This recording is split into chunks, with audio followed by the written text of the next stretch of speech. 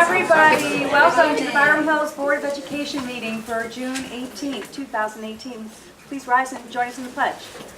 I pledge allegiance to the flag of the United States of America and to the republic for which it stands, one nation, under God, indivisible, with liberty and justice for all.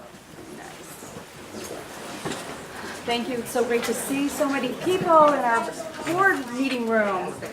Well, this is the last Board of Education meeting for our school year, and tomorrow is graduation. Our high school seniors will be graduating and moving on from being Byram Hill students to becoming alumni of our district.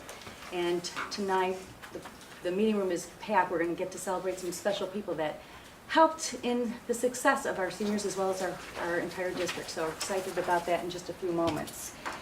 But just for the record, the audit committee, which is the board, the whole board met for audit committee at 6:30 or 6:45, and then the meeting was called to order at 7:10, and the board went into executive session to discuss 3.1 district matter recruitment, 3.2 personnel matter individual employee, 3.3 a contract matter individual consultant, 3.4 legal matter individual employee, and 3.5 a legal matter transportation.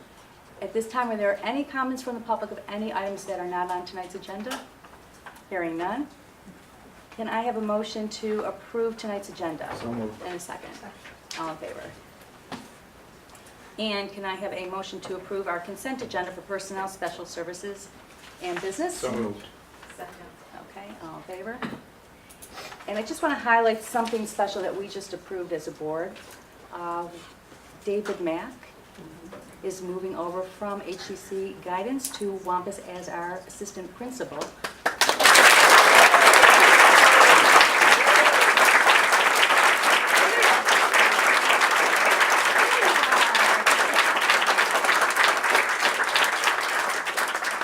And I know you and Peggy running Wampus, it's going to be a fantastic team and a well-run school, so we're really excited about that. And thank you for taking this on for our district. And I know Jen wants to say a few words. Yeah, of course I do. David and I have known each other for a long time, and David, quite frankly, I've seen your work with kids. I've seen how you care about kids and how you can have really collaborative, good thinking with your colleagues. I see it now with your work with Kim and Angelo, and before with your work with Dr. Powderly. So I can't think of a better fit at Wampus for Peggy, and I'm excited for the teachers, I'm excited for the parents, I'm excited for you and Peggy, but I'm most excited for the kids. Because those kids deserve somebody like you, and if we have to replace the administration that we have right now, I feel that they can comfortably turn it over to the two of you and feel proud of the work that they've done and that it will be continued. So, do you hear me talking about your dad? I'm saying he's so great for kids. Do you think he's so great? Is that why you, yeah? And that's why you wore a what? A fancy dress. That's right. So your daddy's going to be awesome at his job. So let's give him a big clap.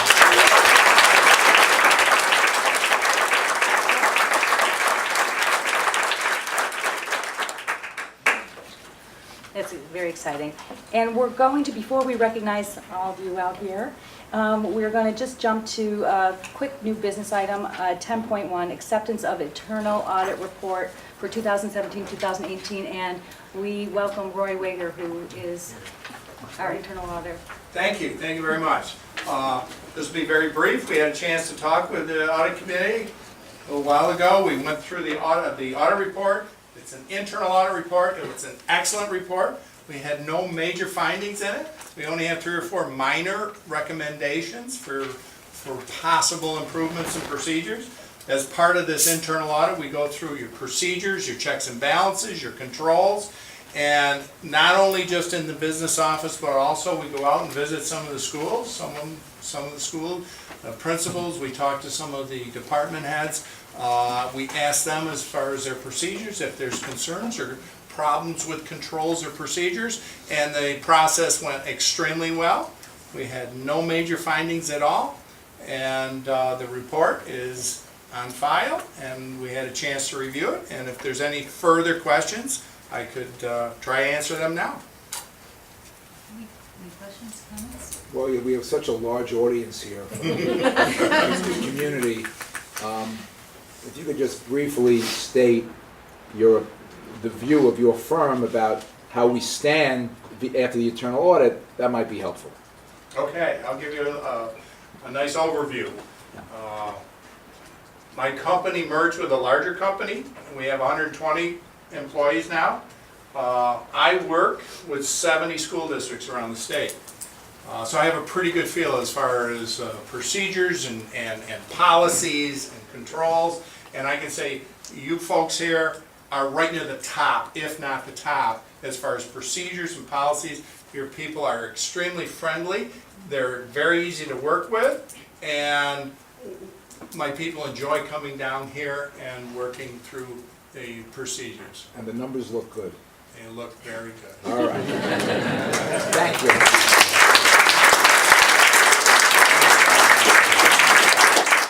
Thank you to our business office and thank you to Ray. And at this time, can I have a motion to accept our internal audit report for 2017-2018? So moved. Second. Okay, and all in favor? Great, thank you. Thank you very much. Thank you, Ray. Okay, and now it brings us to our special report, Teacher Recognition and Longevity Service Awards. Ooh. And the honor goes to our superintendent. Yay! Who, after that financial report, will be your superintendent next year. Oh, Ira. Don't make me smack you in public. So, Go ahead. first I'd like to see a show of hands for our longevity recipients and for our teacher recognition recipients. How many children are in the audience? Raise your hand if your mother or father is receiving longevity or teacher recognition. Keep your hands up. Yeah, you three in the front. Good. Very good. Jared Christian's Brood. And how about any parents? Parents of our recipients? Any other family members or friends? We're going to get a lot of hands for that. And it's because Any landlords? Creditors? tax No, collectors. yeah. But I ask that because people bring you here because it is a very special night. And I'm going to start with our teacher recognition tonight. Teacher recognition is something we've been doing in Byram Hills since around 1981. And there are approximately 131 teachers who have received this recognition since 1981. It is about a particular service or contribution that your parents or son or daughter or friends have made to the Byram Hills community. It's not about just teaching in their classrooms, and I don't say just teaching to make it sound that it's that easy. It's the hardest job you can have. But it's actually about extending yourself beyond the classroom in ways that really impact the children and affect the community. And we know as teachers what a full-time job it is to go in and teach and think about the learning of every single child in that class and how much more it takes to do that bit of extra that you need to do. This award comes with $1,000 for the awardees to use to either improve their practice or to do something regarding their teaching and their classroom supplies and professional development. So in superintendent's conference days in the fall, our teacher recognition recipients typically speak to the faculty. And I have to say that for me, it is a motivation not to retire, to come back on that day. Deb, you may just want to come back on that one day. I might just come. But to be there on that day and find out what was it in their lives that inspired them to be this person for children is sustaining and enriching for all of us each year that we come back. So I would like to say a few words for principals for our recipients tonight. And first, I would like to have them do that thing that we all hate to do, which is to stand when I call your name just for a moment so everybody can see you and give you a congratulations. For Coleman Hill, Nicole Cavalieri.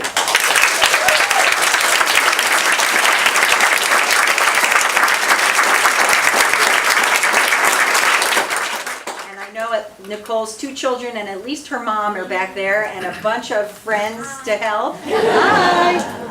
Do what you did at the retirement dinner, make them stand and count to 3. Oh yes, stand and count to 3, right. And face the camera. Lindsay McHale from Wampus.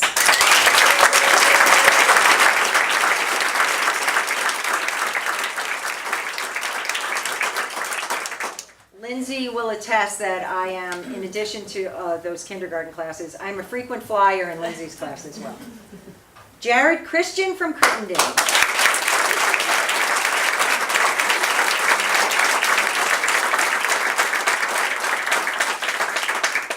Nice to have your proud family here. And Amy Menashe from the high school.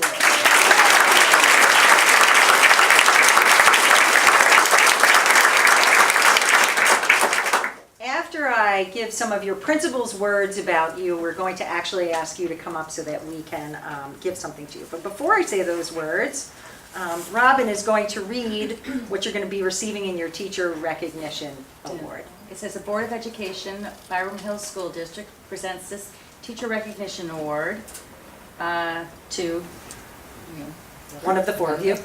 And the Board of Education, on behalf of all the citizens of this school district, presents this token of appreciation for distinguished service and contributions well beyond the expected bounds of teacher performance. Your devotion to duty, as well as your high standards of professionalism, will continue to be a source of inspiration to us all.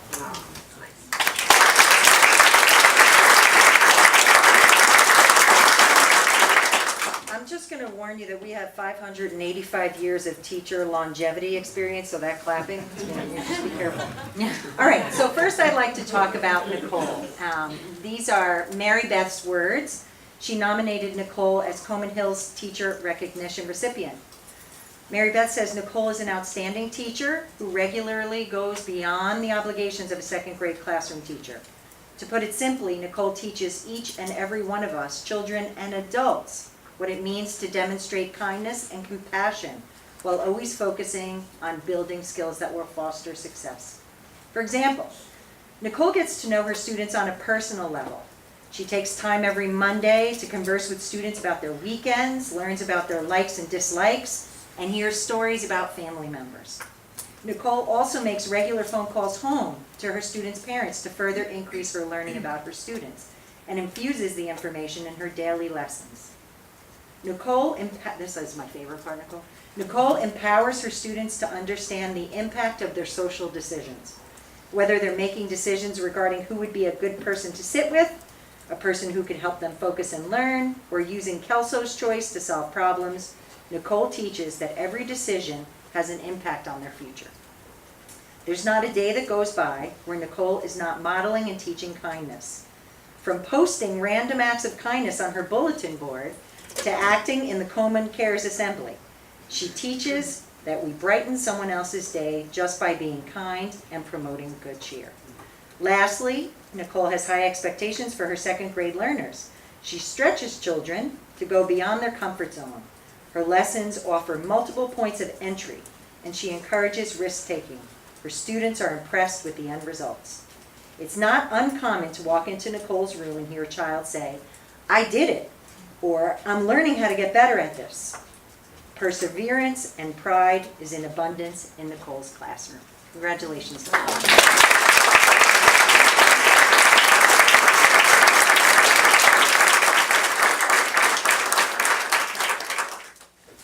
And our next teacher recognition recipient, Lindsay McHale from Wampus. And these are the words of her principal, Deb Cagliostro. Lindsay works with a special group of children. Her level of care and support of her students is extraordinary. Whether she's bringing Charlie and the Chocolate Factory to life, including costumes and room decorations, or coordinating the Special Olympics with peer mentors to bring the Winter Olympic Games to Wampus, Lindsay goes above and beyond. Halloween could be a memo in and of itself, as she and her team provide every opportunity to celebrate the events in the year that excite and inspire her students. Her students are greeted by everyone, and the Peer Mentor program has exploded with students interested in buddying with her class. Her expectations are high, but her level of support and encouragement has allowed these children to flourish. It's the greatest joy to watch them in the hub, operating the Ozobots, and even as the Board of Education saw, Google Expeditions. In addition to her work with her students, Lindsay's been a leader of emotional wellness and on the Wampus site-based team. She voluntarily provided an opportunity for other students to have a chance to ask some questions and learn about kids who experience the world in a different way. This was in anticipation of an upcoming assembly that was titled Addie and Uno, about a child with autism. Her energy, creativity, and passion are exemplars of a teacher who's not coming to her job, but coming to her calling. We can teach teachers skills and pedagogy, but we can't teach them to have love and commitment. Thankfully for all of us, Lindsay has it all.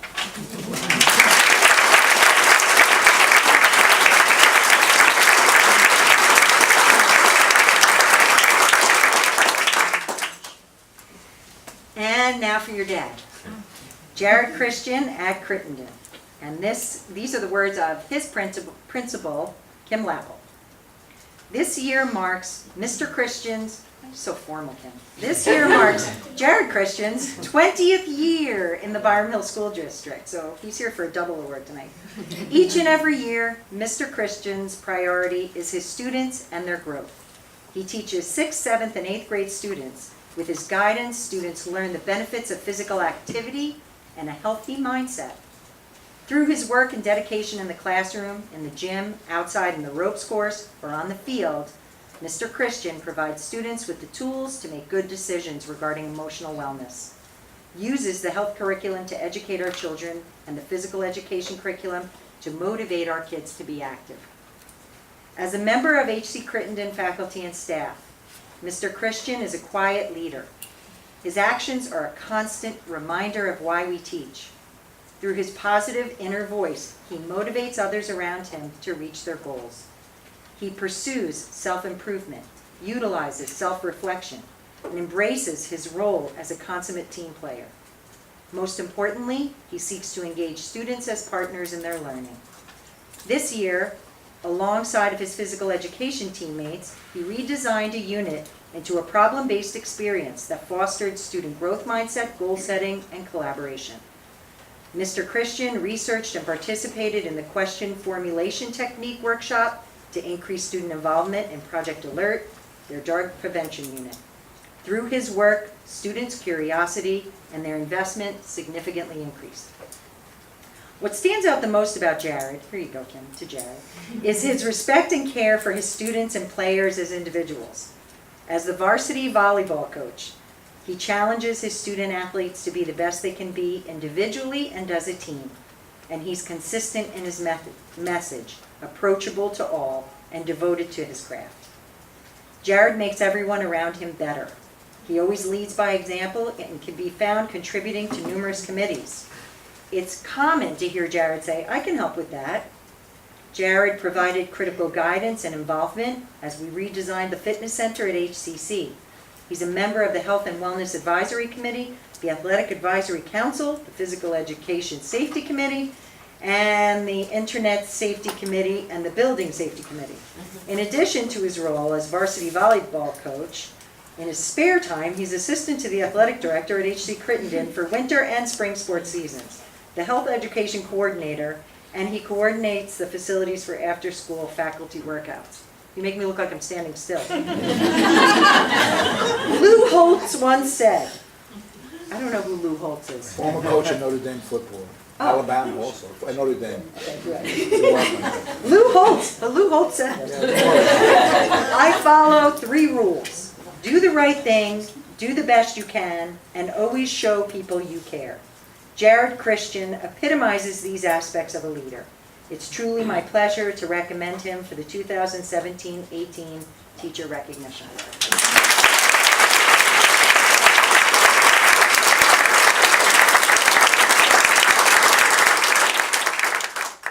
I don't know about you guys, but I would cry if somebody were reading these things about me. And last but not least, where are you, Amy? Here you are, Amy Menashe at the high school art teacher. And these are the words of your principal, Chris Walsh. Amy is a member of the Fine Arts Department who continually demonstrates the ideals of lifelong learning. Although she specializes in sculpture and ceramics, her interests extend into many different areas, all to support the growth of our students. She can be found in the building after school hours working with students as the yearbook advisor or as the production assistant for Varley players. She dedicates her time to helping students prepare for their submissions to outside art competitions as well. She has been a tremendous promoter of art as a career to her students and the community. Amy consistently challenges her students to become better artists. She encourages them to submit their work to various competitions throughout the country.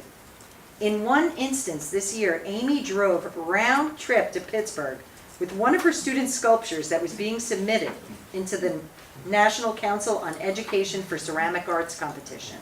She did it because she didn't want it to get damaged in transit. The student wound up winning a scholarship and a prize for his work.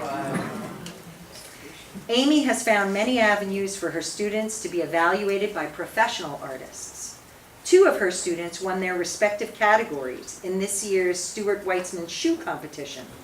Her students have also been critiqued and awarded in the National Council on Education for the Ceramic Arts, Young Arts Competition, Scholastic Arts Award, Olympics of Visual Arts, Armonk Outdoor Art Show, and the Katona Museum Young Arts Exhibition. Next year, Amy will be teaching the new yearbook production course at the high school. The course promotes the district's vision of authentic learning through multiple content areas, such as photojournalism and graphic design. She's always looking for new ideas to make her classroom more authentic and cutting edge. She received a grant through the BHEF for a PotterBot, which allows students to actually print their ceramic 3D designs. Throughout the year, her students can be found utilizing the outdoor burn pit that she's installed to create a more authentic experience. Amy has literally left her mark on Byram Hills. She designed and created the mosaic mural on the theater wall by using reclaimed pieces of ceramics. The mural, which states, "Individually we are one drop, together we are an ocean," brightens our building, and expresses Amy's knack for collaboration. Amy began working here in 2007 and continues to grow as a teacher and a leader for the benefit of all of her students. Congratulations, Amy.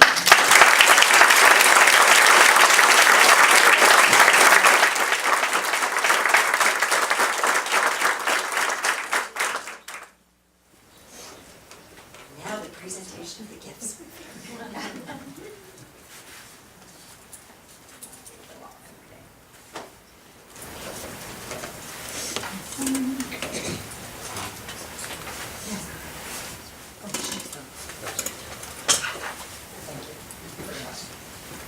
Nicole Cavalieri.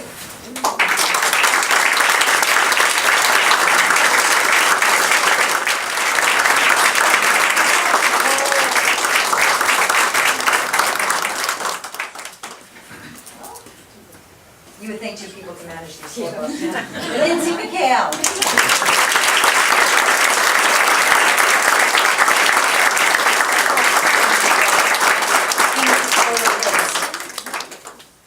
I should know by now. Come on, kids, come up here. The 3 of you take this.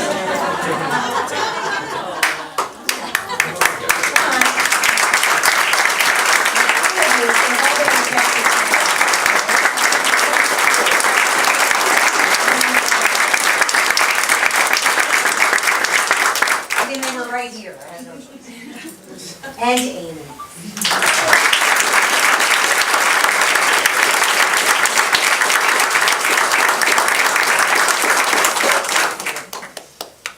Such nice words from all your principals and others. Fun. Okay. And now to the 585 years of longevity that we are celebrating in this room. 585 years. Sounds like my school board term. What are you at? 20 years? Almost 20? This is finishing your 20? This is finishing my 19. Oh, so next year you'll get an apple. That's right. So district longevity. I think that this extensive longevity list is really noteworthy. We have teachers here being recognized for 20, faculty and staff, sorry, being recognized for 20, 30, 35, and 40 years.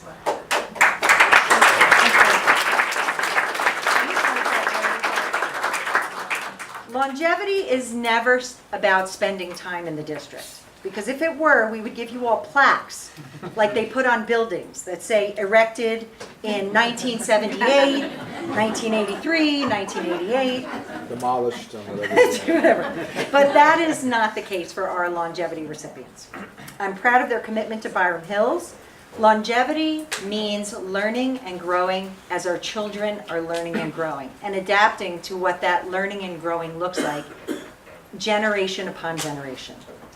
Our longevity recipients are consummate learners. They're not the same faculty and staff that they even were 5 years ago. I feel that way about myself, and I feel that way about everyone here. You are not the same in your position that you were 5 years ago. And that's why we're here to celebrate you tonight. On behalf of the Board of Education and our colleagues, I express my deepest appreciation for the work that you're doing in Byram Hills every single day. Not just for the students, for the people you work with, for the families, and for your families as well. We're kind of a remarkable district in this way. We usually have people who come and they like to stay for 20 to 40 years.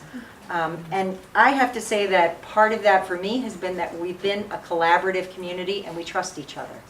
So I thank you for trusting in us to support you as each year you become a different person for this Byram Hills community based on what the community needs and how you want to grow professionally.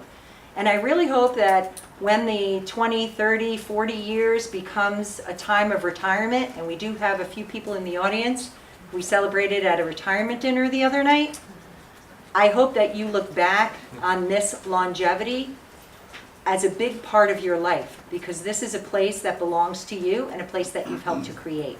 So that's what longevity means. No, this employee was erected in 1978.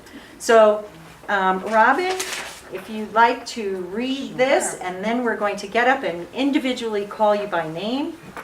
The Board of Education, Byram Hills School District presents this Longevity Service Award for your years of loyal service. The Board of Education, on behalf of all the citizens of this school district, presents this token of appreciation of your long service and dedication to the students of our schools. Your devotion to duty, as well as your high standards of professionalism, will continue to be a source of inspiration to us all. And I have to say that when my predecessor chose to retire from the Byram Hills School District and this position became available, I knew that taking on this position as a superintendent meant that I would be working with the most dedicated professionals that are out there. So you are a reason that people continue to come back to Byram Hills and stay here and make a commitment. So thank you from me. And we are going to get up and do the fun stuff. Do the fun stuff. Yes. Great. You're the front. Do you guys want to come out? We can do some help, that's for sure. Okay, we'll start with 40 years. That's 40 years ago. So our first person who's not here, but I will read their names into the record, is our head custodian at the high school, Dave Adjournment.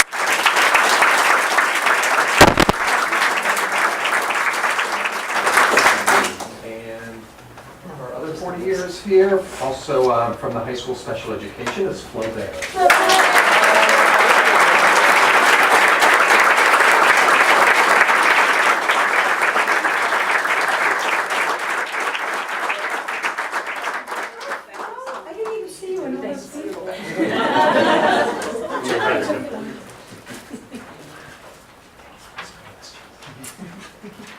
And now we go to 35 years with kindergarten teacher Linda Garrett.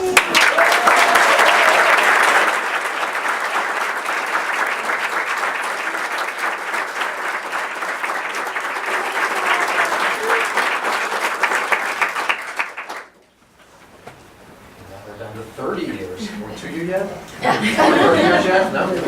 30 years from H.C. Crittenden, a technology teacher, Jackie Bundy.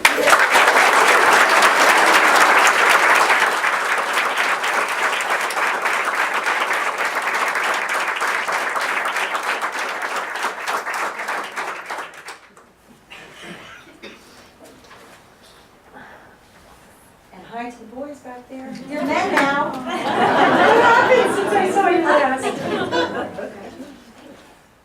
And from Cohen Hill, also at 30 years, a first grade teacher, Sue Ornstein.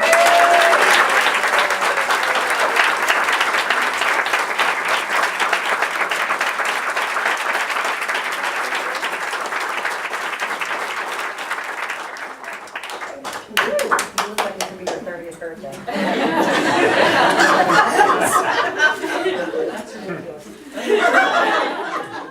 Now, doesn't sound like it's that many years from 40, but 25 is still a lot of years. 25 years from Wampus, our school psychologist, Ellen.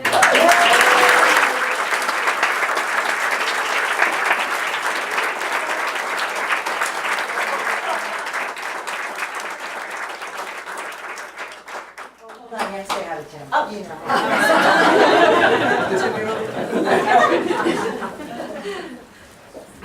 And we have from transportation, our bus driver who has been here 25 years and not in attendance today. But we do want to honor Kathleen Guglielmo.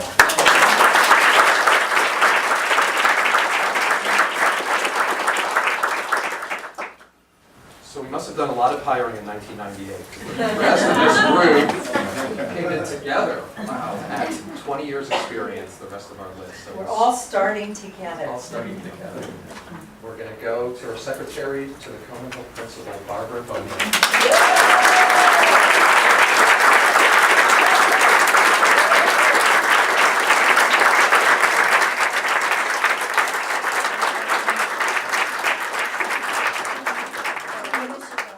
Sure, Peter, he's been waiting.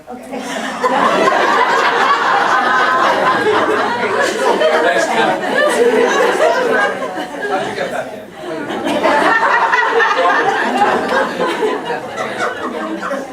Someone I know well, who was the first math teacher who greeted me when I started my job 2 years after him, which was David Bruskowitz from the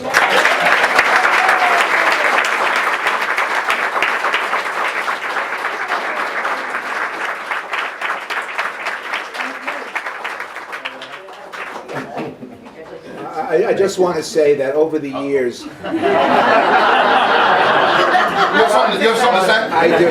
David has been a real friend to the Byram Hills Board of Education through all the volunteer work you've done with your organizations at Byram Hills, and I think this should be recognized tonight, and we thank you, David, for all your work on behalf of the district as a whole.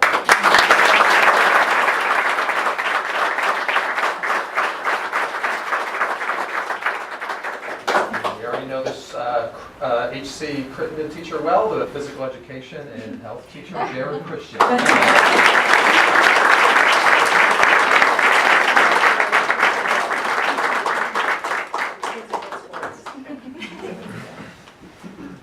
We have another teacher of physical education and health from Wampus, Doreen Cohen.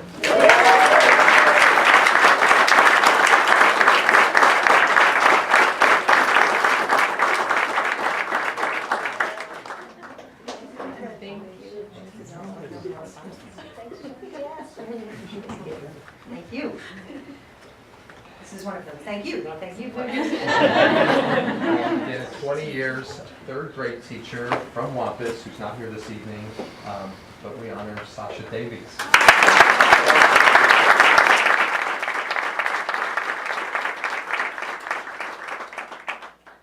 And also from Wampus, the secretary to the Wampus principal, who's not in attendance this evening either, Isabel Del Vecchio.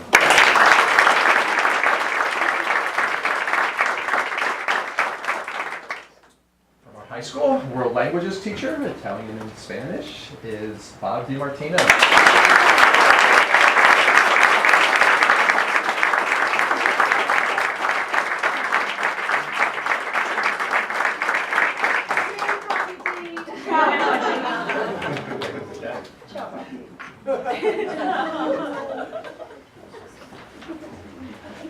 And we have from our O&M department, maintenance mechanic, who's not in attendance, but we do honor Brian Edinger.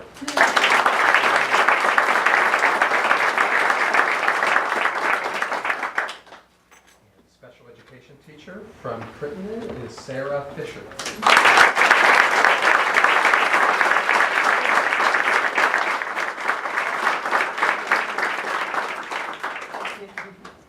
Thanks, Sarah. I remember when Sarah came to work, she had delivered a baby 2 weeks before work. Yes. And she'll be 20 in August.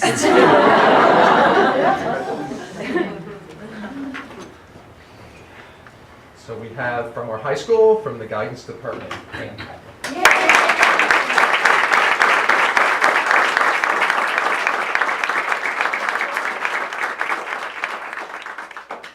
also retiring this year. Don't get any ideas, people.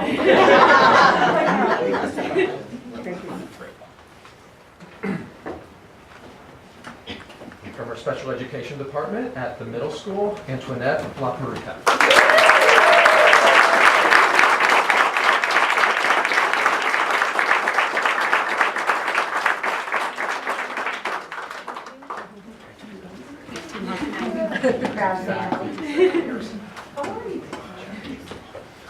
And from our high school art teacher with 20 years, David McMichael.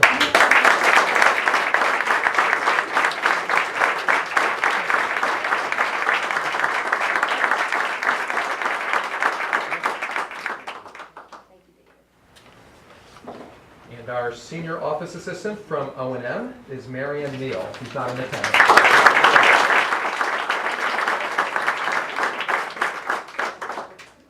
Another math teacher from the middle school with 20 years, who's not in attendance, but we honor Anne Marie Pasquale.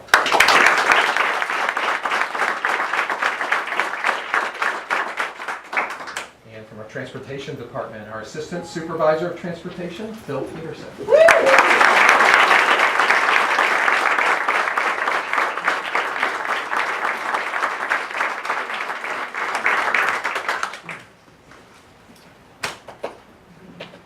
Phil can be reached at 4:20. 4 p.m. or 11 p.m. Just not before 4:20. Let everyone sleep in. Yes. And we have from Coleman Hill, second grade teacher, Jen Rowell.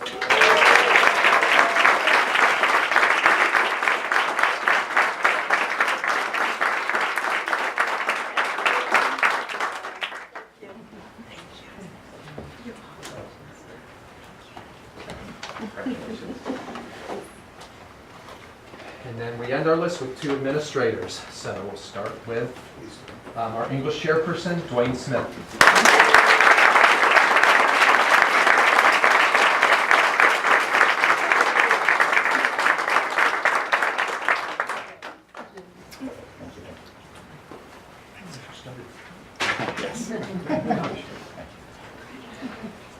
And finally, our world languages chairperson, Melissa Stahl.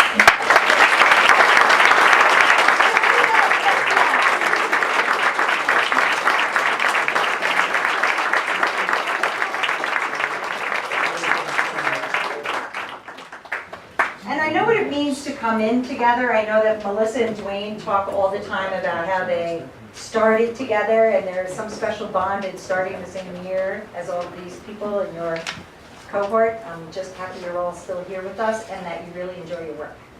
So thank you so much, everyone. And before you leave, we want to take a picture of all our longevity and teacher recognition. So if we want to meet out front here, is that the best place? And we'll take a 2-minute Go break. into the 97-degree weather right before the light. 2-minute break. We're back. That was really wonderful. And before we pick up our business, I just wanted to thank Bobcat TV for these wonderful gifts for Board of Ed for the summer. Thank you. These are wonderful. Beautiful. Really, really good use out of them. Very nice. Thank you. And I have to say that BTV has brought Byram Hills to a new height in television. And as a matter of fact, we are looking into ways to recognize some of our work with some outside organizations at this point, and I think that the recognition is really worthy. The showcasing that they've done of students and their different activities, the inclusion of teachers in various schools has all been really exemplary and, in my mind, very cutting edge for a school district to have. So congrats, and I want to say thank you to all of our parent volunteers. We have so many that I see at every single occasion filming for BTV, and just getting to capture those moments in our district is extraordinary for us. So thank you for this, and thank you for your work. I love that they're filming the principals' coffees and stuff for Oh, people yeah. who can't be there. It's nice. Elise Trainer is doing a tremendous job, Brian Melso. We couldn't ask for better people. I'm going to do graduation tomorrow. And Michael tomorrow. So everyone can be there. And Michael, behind the camera. And while we're talking about Michael behind the camera, On behalf of the district and the board, we just have an end-of-the-year super special thank you that Ira would like to bring to Michael, Absolutely. and I would like to bring to Donna.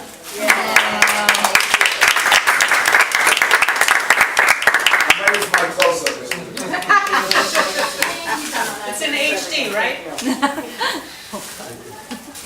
Thank you. Thank you, Michael. Can't get away with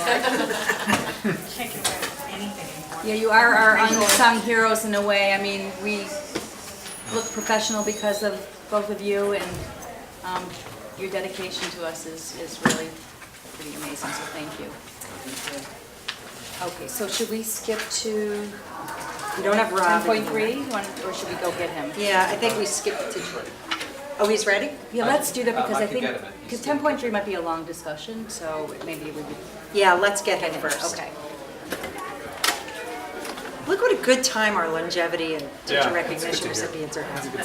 They're having a party It's out good there that while they're we're not doing leaving. business in here. Well, we all started together. You know, in reflection upon the time and energy around those events, sometimes you're like, oh, you're doing handing out awards, but the beauty of the number of people that have been here and the recognition around it, I think it's part of the culture and what makes it so special. So, anyway, it's really, really very nice. It's nice how many of their peers show up to support them. I know. It's late. They've had a long day and they stick around and they come, you know. Yeah. Great. And the little daughter who's wearing a fancy dress, that's what she told me. She was I'm wearing a fancy dress, she's clapping. Lovely that their parents are present. Okay, so that will bring us back to new business item 10.2, report on interscholastic athletics, and we welcome Rod Pizdarza, our athletic director. Thank you. Back with us, thank you. Thank you. And you are going to talk to us about how the year went. I am honored to talk to you about how the year went. Thank you for having me here to talk about how the year went. And I thought I had some notes here, but I think I dropped them. That's okay. I'm proud of our athletic program. I'm proud to stand before you tonight to talk about our athletic program and our accomplishments. And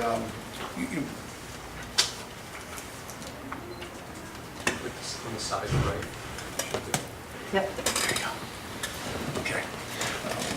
We offer a full complement of athletic activities with 17 sports offered and 65 teams, grades 7 through 12, throughout the 3 seasons of our interscholastic athletic program.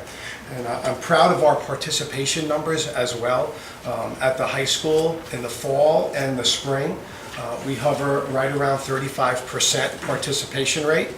And in the middle school, it's right there around 30%. And what I'm really proud of is this school year, my research and the paperwork that I go through at the end of the year to put this presentation together indicated to me that we had a close to a 5% increase in the middle school participation for the girls, which is something that I You were really working on it. You were focused focused on it. on, That's great. and that will continue to be a focus of ours in the department, as I believe strongly in that. So I'm proud of those numbers. Any particular sports? Or just all around? No, it's just all around, and track and field was one of the sports where we had an increased participation. There were many accomplishments this year in our program, and this slide alone, one of my favorite slides, because this slide here demonstrates a true commitment by our student athletes, our coaches, our teachers, our administrators, our parents, our school board, and our community. To put a list of accomplishments like this together consistently year after year, there has to be commitment, and I believe that commitment is there, and we're proud of this. We are in a very competitive league and conference for our participation in all of our sports. And but within this slide, within the accomplishments, there is our fair share of setbacks, our fair share of maybe disappointments where the ball did not bounce our way or things did not go as planned for us. But what I'm proud of is how we handle that with a consistent voice of good sportsmanship and a good consistent message of maintaining a level of composure when things don't go our way. And character education is a big component of what we do and how we work with our athletes. And that's most important to me because I believe sportsmanship, without sportsmanship and sound sportsmanship, you really don't have a program. So I commend our coaches and our athletes for really upholding those values of good sportsmanship and the accomplishments that we make along the way.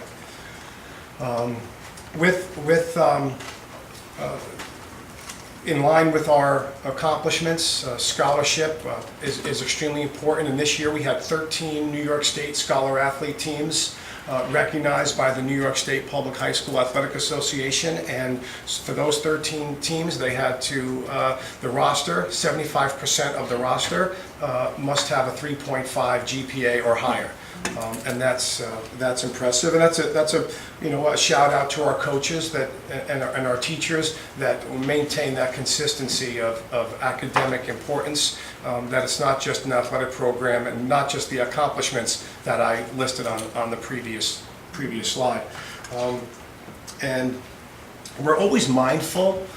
It's important that we're mindful of this on a regular basis, and I believe we are, of how we represent ourselves at home events and away games, and the product that we're putting out there on the field, and mindful of our character and how we are when we win and how we are when we lose in all areas of athletics. And we're consistent what we ask of our athletes, we're consistent what we ask of our coaches and of our spectators.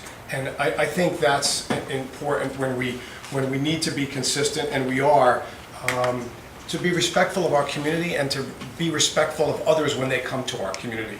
And I'm proud of that we work hard at that.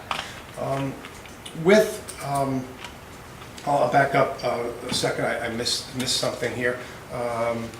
With our Con Ed Scholar Athlete recipients this year, we marked 3 on this school year, which for a school district to have 3 Con Edison award winners, it's an accomplishment. And we were tied for the most in Westchester County with 3, which I applaud. First starts with the teachers and the guidance department. We work so closely with the guidance department to put the applications together for the students. It really is a pleasure to watch the applications come together, along with the Golden Dozen applications for football and the Diamond 9 Excellence Awards in baseball. To be represented in that group, it's the top of the top in Westchester County, and really for New York State for that matter, when you take into consideration the grade point average on a regular basis and what the students are really putting out to representing their school. So once again, congratulations to Byram Hills and the work that we're doing at the high school. I'm proud to announce that slide as well. Rob, sorry, what was the bottom bullet on that? Oh, classroom, was that just part of the Diamond? Diamond 9 Excellence is part of your representation, how you represent your school in the classroom and the community. We had one Diamond 9 recipient as one Golden Dozen recipient. Okay, is that the answer? Yeah, I just didn't know what the classroom community. Sorry. Every organization has challenges, right? So, but ours is, we have a lot of coaches. That's a good thing because every high school in America wants to attract coaches, to retain coaches and find the coaches that are the right fit for Byram Hills. And I emphasize this because We spend a lot of time on that. That's the most important thing that I can do. One of the most important things I do is find the right fit for the athletes, the student athletes at Byram Hills. And there's a big time commitment that comes with coaching. There's regulations from the New York State Education Department that the coaches have to have on file, that we monitor that. But I'm proud of the number there, that we hired 30 new coaches this year. My first year, a few years back, we hired over 40. So my goal is to get that number down below 20 and retain. Are we pretty consistent as far as how many coaches come from within versus how many we have to go outside? Yes. Stays pretty consistent. Yes, and that number also is impressive, that our teachers step out of the classroom after school and work with our students. And as I mentioned, there's a big time commitment with that throughout the course of a season. And most of our sports at the high school include weekend commitments as well. So the right fit, I believe, is extremely important for Byram Hills. And so my vision here, and summed up onto this one slide, if I may, is to continue to align our varsity, our junior varsity, and our modified programs. And there's a lot there in that little bullet at the top there, but really that's coaches coming together, that's coaches working with other coaches and having an open mindset about the philosophical approach of their teams. And really the varsity coaches overseeing the junior varsity and the modified teams, and getting together and working with the younger athletes whenever possible. And I'm really trying to encourage that and foster that, and so far that's going in the right direction.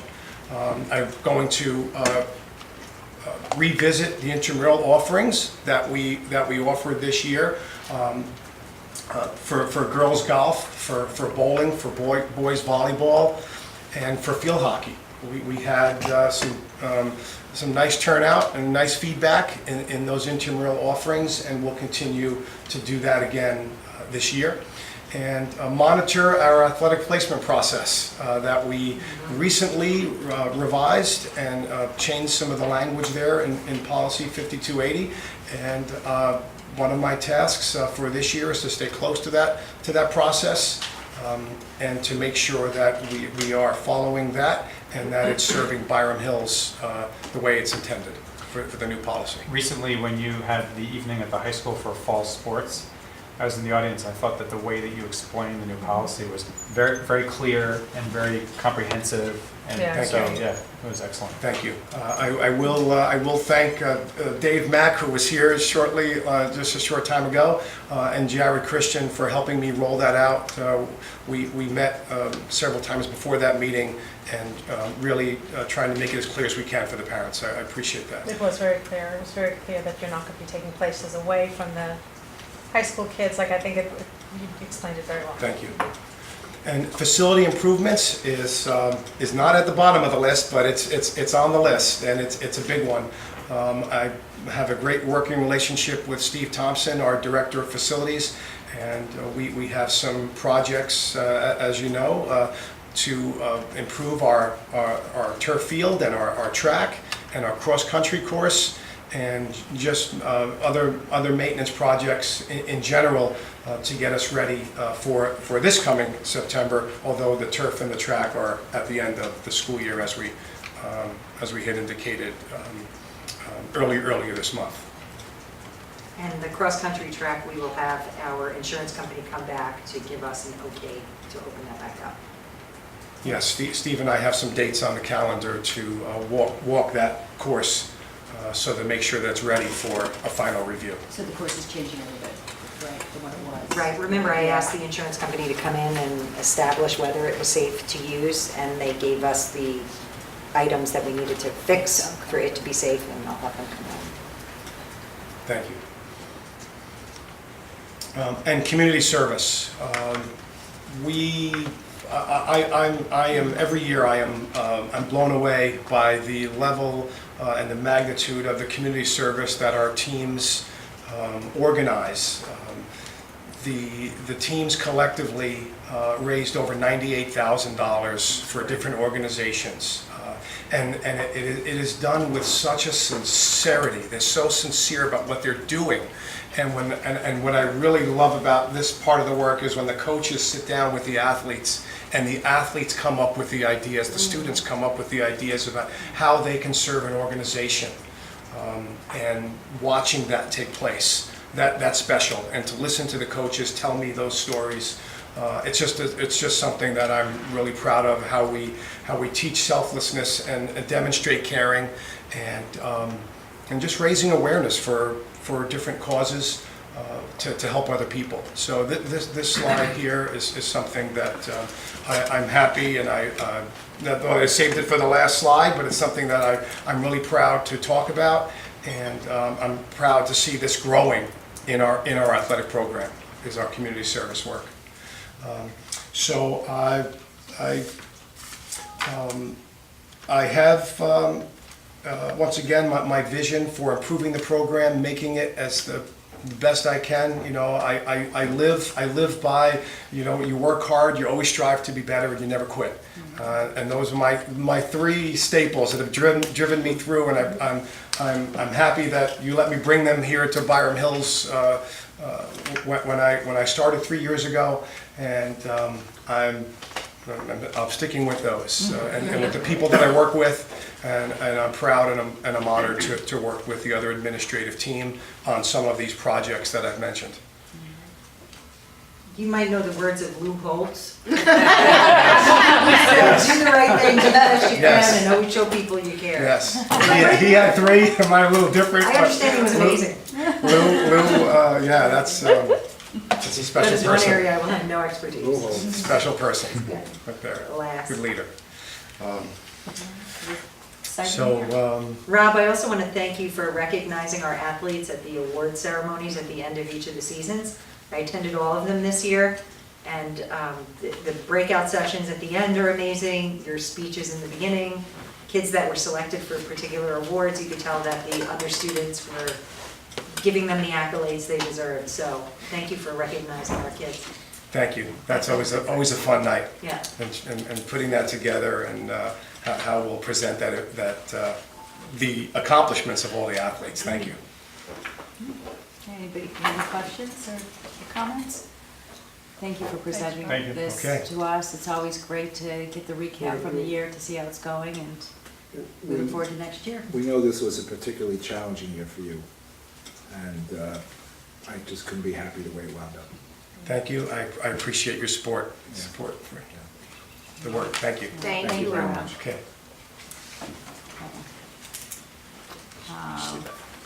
We will move on then.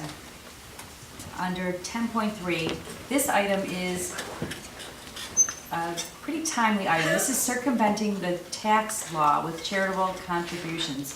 And this is put on here for a discussion. It's a timely item that is hitting our area in particular.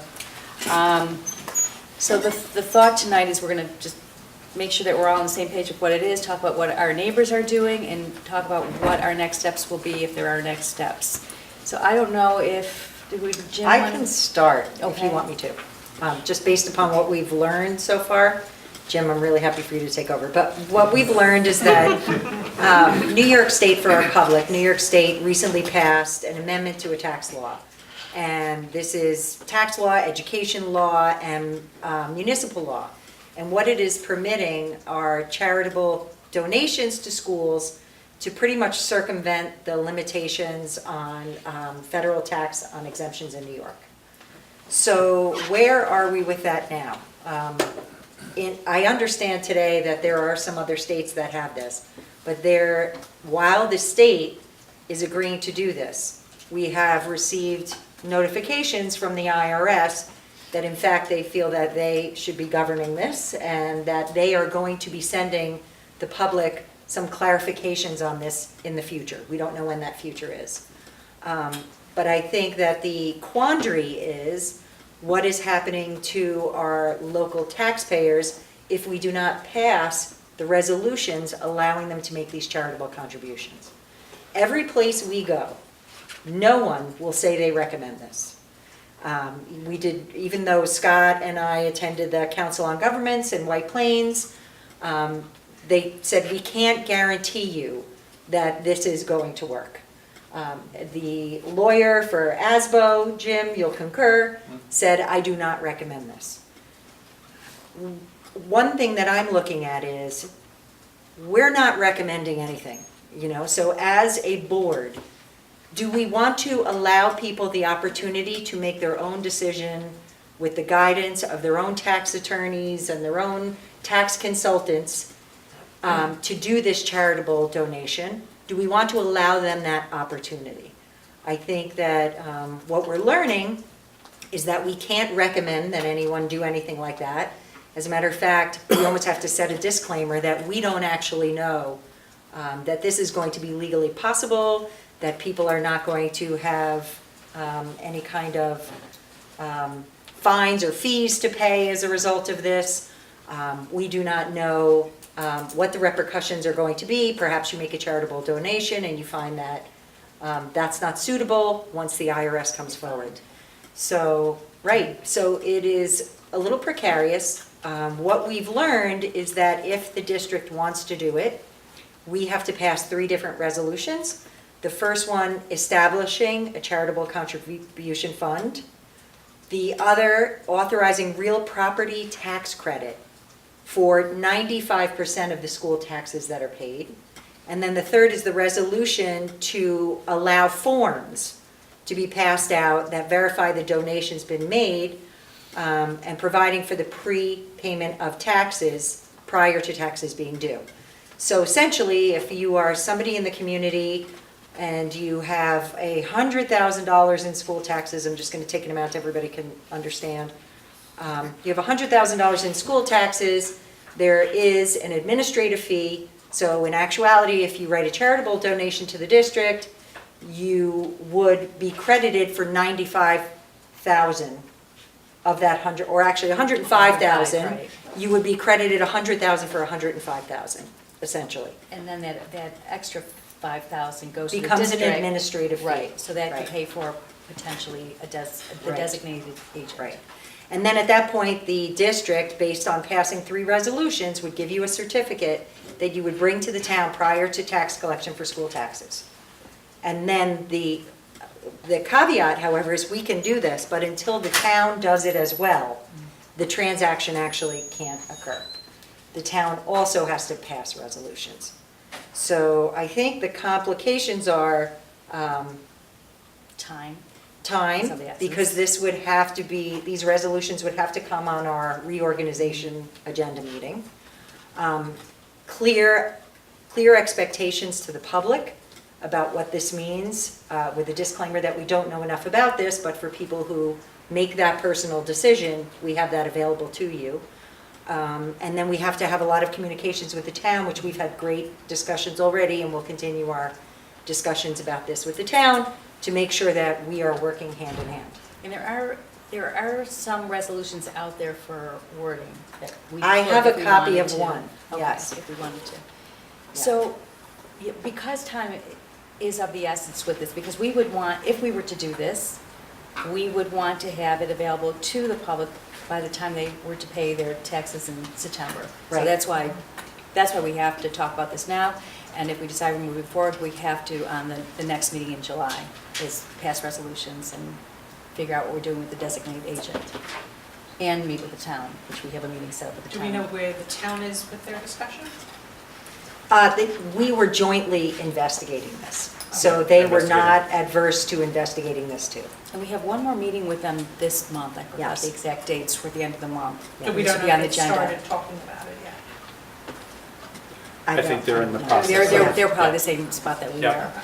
And it seems, and you know better than I do, it seems like as far as neighboring districts where they are, a couple of them have started to do this and most have not. I believe, and I'm One. not certain, that Scarsdale at this point is the only one that seems to want to do it, and we don't know if anybody else will do it. I guess I can give my 2 cents, and having been at that meeting at the county center and listening to, there's some state representatives that went through the apparatus that needs to be set up and their thought process behind the whole thing. So I think the first thing is that for this community in particular, this is a bigger issue than many communities across the state. Obviously, Scarsdale, it's a big issue as well. There are other towns where this is an equally big issue, but our taxpayers are definitely bearing the brunt, from the standpoint of where they are in the spectrum of being hurt by this federal, tax law that was passed at the end of the year.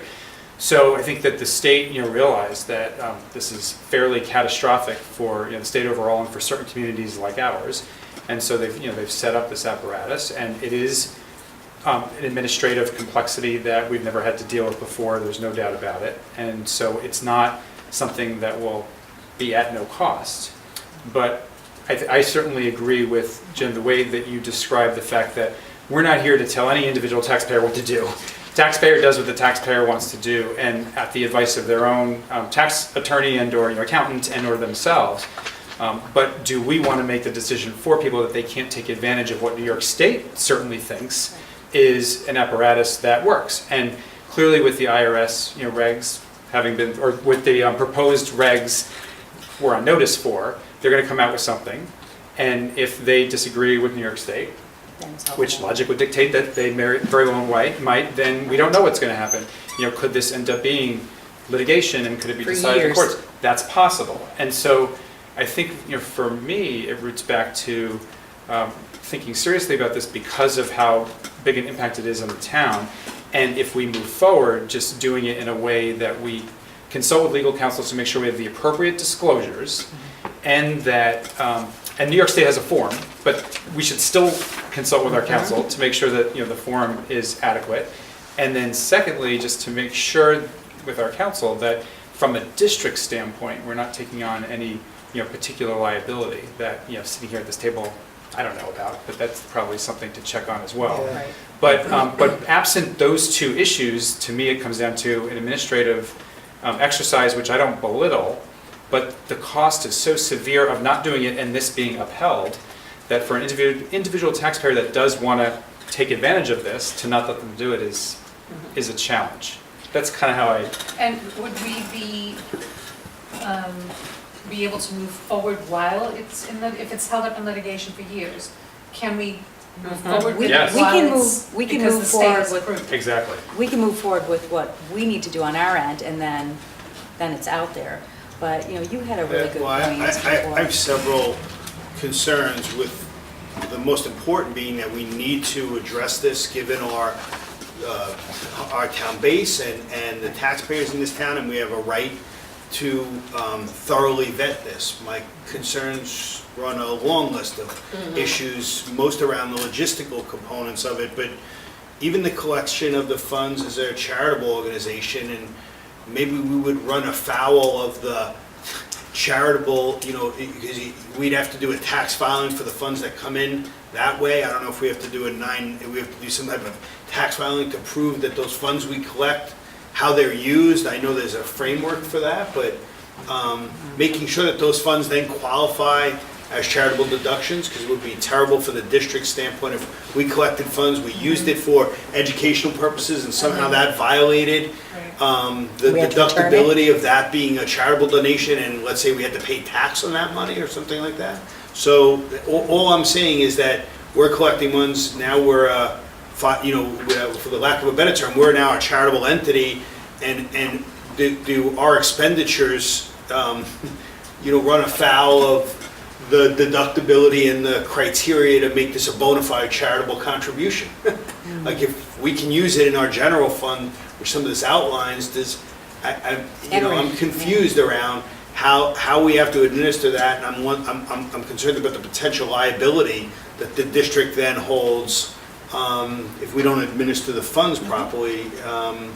So that's an issue, and then the Is that crediting. something that could be resolved by a disclaimer? I mean, I know we don't want to do that, Well, I but is don't it know something? about it. Well, we I can- guess there's two On issues. that There's part? the issue for the person that is making the charitable donation, Wow. and then there's an issue for, is there an issue for the district, right? That's There's two fine. separate. But can you do a disclaimer? Let me just finish the one thought. The resident that makes the contribution in lieu of paying their taxes, if you will, and gets this crediting mechanism, that's their issue, and if they work through their own deductibility and hit all the criteria, that's really their issue and not ours. Right. My concern is not a concern, it's just that it's not understanding the mechanism of us collecting that money as a charitable entity, not a public school district collecting funds under a budget. So I'm, For goods and services. for goods, yes, I'm Which is what wondering, your taxes can are. we pay certain salary, like, I don't know all the, so there's multiple pieces here that I'm concerned about. Yeah, This scares me. This really scares me. I mean, not Stephen King scares me, but the procedures, the forms, the liabilities, this is really uncharted waters for a school district. And before I would, quote unquote, sign on to this, I'd want to hear a lot from a lot of different people. Yeah, I agree. This is, and if I'm being told that, if we're going to do this, we have to do it like by the reorg meeting, it's just not going to happen. I mean, I really want to get opinion letters. I want opinion, I don't want voice, I want opinion letters with liability attaching from council, from our accountant. I mean, we have D&O insurance, but I don't know if it's how it would be tested on something like this. And even though we're doing it, well, we perceive it to be certainly in the best interests of our taxpayers, and Lord knows it probably is. I don't know if I want to be out in front on this, to tell you the truth. I want to add one piece which will just make you a little scatter. So we have an administrative change, from a political standpoint, how do we wind that back out? Yeah. So, Right. You mean if it doesn't pass? no, if we No, pass and if then it we passes, start but collecting funds vis-a-vis charity, and then the government decides, new Right. administration to change Right. Change the tax law, structure, deductions how do we come go back. back? Yeah, I have to agree with Ira. Or I you mean, can go there back. is a great deal of due diligence that has to be done in order to know more about this before we could go Yeah, but forward. I guess my point would be, we need to do the due diligence, because I think that this is a very material issue for many taxpayers. New York State has gone through the exercise of coming up with a specific apparatus that, at least from the state standpoint, is not only legal, but they're rolling it out to introduce it to every municipality and school district in the state. And they have thought through the machinations of how these things are going to happen. I don't belittle the question, the important question of whether or not it introduces any liability to us. But I feel like we need to go through the exercise of talking to council and figuring out the answer to that question, because if the answer is that there's no significant liability, I do think from an administrative standpoint, it sounds like it's doable, and clearly municipalities are going to do it, and potentially other districts, that if we have the proper disclaimers, and if the liability issue comes back that it is not material, then it's one thing. If we're being advised by legal counsel that it is a material liability to us, the district, to set this up, that's a very different story. I agree with everything you just said. I certainly think, as the trustees of the school district, I think we're obligated to investigate this. yeah, what do we have to, how do we not? I really do. I think we have to go forward and look at it. Yeah. Where it takes us, I don't know, but I agree. So, I'm certainly not saying tonight, cut it off. I think just the contrary. We gotta look at this. well, Right. what if we didn't push to get this for the reorg? What if we did our due diligence? What if we did it later? It's not ideal for our community, but at least we're not doing it, or not doing it wrong.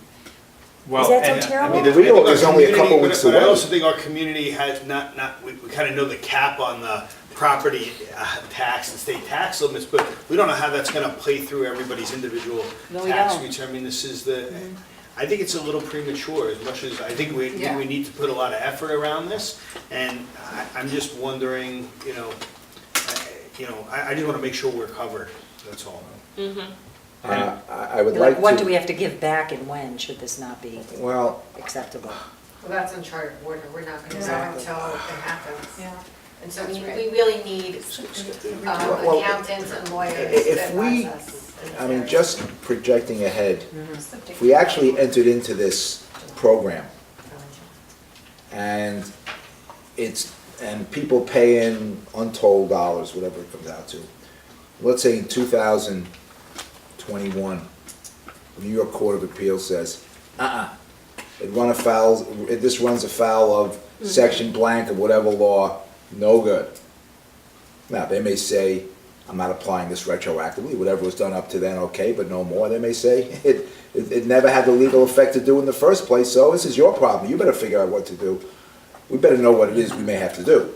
Right. Right, oh, That exactly, makes and sense. what the taxpayer has to do versus what the district has to do. Yeah, Exactly. and Michael's point about, we're not here to be the general tax advisor to the community, it's very well taken. So last thing we ought to be doing as a Board of Education, but I don't think we really are. We're not. And I agree with you, Scott. I think we owe it to the community, we owe it to ourselves to investigate, see where it takes us. Understanding, however, that reorganization meeting is only a couple weeks away, and we're not going to be anywhere near ready to vote on this, but I think we have to start the process. So why don't We have to start the process, Why don't we right. figure out what the process is, and then maybe work it back and see what the time frame could be when we need to get that I stuff think done by. maybe you need a task force or a committee to look at this and gather all the intel that we need. I It's think actually a that good might be idea. the best way to approach this. I think that's a really good idea. Wow. Right, because Yes. we have experts There on are it. several states that are doing this currently, so this is not, it's not a new, it's not a new process, but I just think for our district, again, collecting the funds, maybe I'm overthinking this, is just, those funds then come in, it's a check, money's a money, and then we can use it in our regular budget the way we normally do, or? Yeah. I think there was. Well, we get charitable, we think about it this way. Somebody can donate to Byram Hills today. They can donate money for the fields, they can donate That's right. money for anything. Yeah, we took from And ASO so, this year. so this isn't particularly new, and I don't, and I am not a lawyer, and I'm not a tax expert, so I don't want to opine, nor is it my place, as to whether or not, we have an issue with how we use the money. But from everything that I've heard about this, that's not the issue. And the issue is clearly that if you're an individual taxpayer, you take advantage of this, and 3 years later, they decide in federal court or whatever court that this is not allowed, then you could potentially be in a position where you're paying a lot of interest and penalties. And then the question becomes, just to do the legal work as to whether or not we are taking on any risk as a district, assuming we have the appropriate disclaimers on the forms. But I think it's important to separate out those two issues and to get an opinion on the issue around our liability. Because I, for one, would want to have the individual taxpayer in town make their own decision about their own taxes and whether they want to take the risk, and then we make the decision from the standpoint of the district. I also would want to know whether or not our council have the knowledge of this area. We may need new separate counsel for this. That's I think we possible. do. I think, the council that handle our matters, the one attorney handles more, another firm handles a little bit. I'm not so sure this is their bailiwick. You might be right. So Right. we may have to, We should. and then we have to appoint counsel, maybe we can appoint counsel to the reorganization meeting to look at this, but we probably need new counsel for this. Could be. And we probably need to talk to accountants as well. or Yeah. accountants. Well, I mean, Not all hopefully, That's our our accountants for the training. district would be a little more up to speed in terms of what this means, but maybe not. I don't know. They have to be honest with us and tell us this is something we're comfortable with or it isn't. But I think from an attorney standpoint, we're going to need new counsel. Is it possible by the reorg meeting to get somebody like that to come and speak with us? By the reorg? It's not that far away. I know. It's less So than what that. would be our, Well, it's 20 days away. The question is, are we going to be able to have enough time to find the right person to come to speak to us? I mean, I think that there's other districts out there that we could talk to, Scarsdale, I know that they, Right, but even their attorney who came is not a tax attorney. no, but she said there were other people in her office, I don't know Well, what their expertise, but. just like we do anything else, we should get a couple names. Yeah. This is an important legal waters for the district, and Right. we never shortchange ourselves with advice. We shouldn't shortchange ourselves now. So Right. it sounds like that should be the next step. We're obviously not going to pass a resolution at the reorg meeting, then we've got to take this a little bit slower. Jim, are you comfortable starting a search for, Yeah. talk to our attorneys and Yeah. let's have conversations with them? And then do Yeah. we Check want with some of to? our colleagues to see, Okay. Yeah. because I know some have done some research already, so we can see where they are and who And they're then using. Lara's point about a task force, is it the time to do that, or do we do it, I guess we probably do this board as a whole for right now, so that we're all on board? I think it should be a committee of the whole until we find a little more information out. And maybe at the reorganization meeting, we can discuss that out. a Well, task force. perhaps everyone can just maybe email you their concerns and individual questions, if there's anything else that comes up tonight, and we can address that at the reorg meeting. And I think we ought to speak with our council regarding our D&O insurance to make sure that, to hear what, in terms of insurance coverage for something like this, if it is ultimately determined to be unenforceable or against the law, and people are saying, hey, what you get me into? Which we really wouldn't get anybody into anything, but it would never stop somebody from saying we did. And of course, this will be Sure. on the agenda with the town liaison meeting, which Yeah. would have been anyway, but. You could have a strange situation where someone makes the charitable contribution, claims it as that, and then it gets, rejected as deduction, and then they decide, well, now I'm not paying my taxes the following year, or then they go back to litigate. They litigate to the extent that the district shouldn't have accepted the funds under that format. Right. I don't, again, I'm not trying to make this more complicated than it needs to be. I think that there is a framework out there, so there is a lot of energy around this, and quite frankly, it's quite impactful for many of us in town. And I think, Jim, I question, have you heard much about this from other districts, or what is your quick take on it with your years of experience? Most of my colleagues that I'm hearing from they're really promoting a wait and see kind of thing. The same idea. They don't want to be first. They don't want to be, the lead district here. I think Scarsdale is looking. They're probably the furthest along with this. I understand. From what I understand, the village of Scarsdale, who collects their taxes, has moved forward with this already. So the individuals at Scarsdale feel that they'll be under a lot of pressure to also move in this direction. So they're probably the ones that have done the most research that I'm aware of. And again, most other people that I've been in contact with or at meetings and things like that are really promoting a more a wait and see kind of thing, and trying to do an investigation. I mean, hand in glove with the town, then. Obviously, that's a critical piece that crediting mechanism can work. So. Although we have to make our own decision, and the town makes their own decision. Right, but if we make a decision and the town doesn't accept the crediting, right?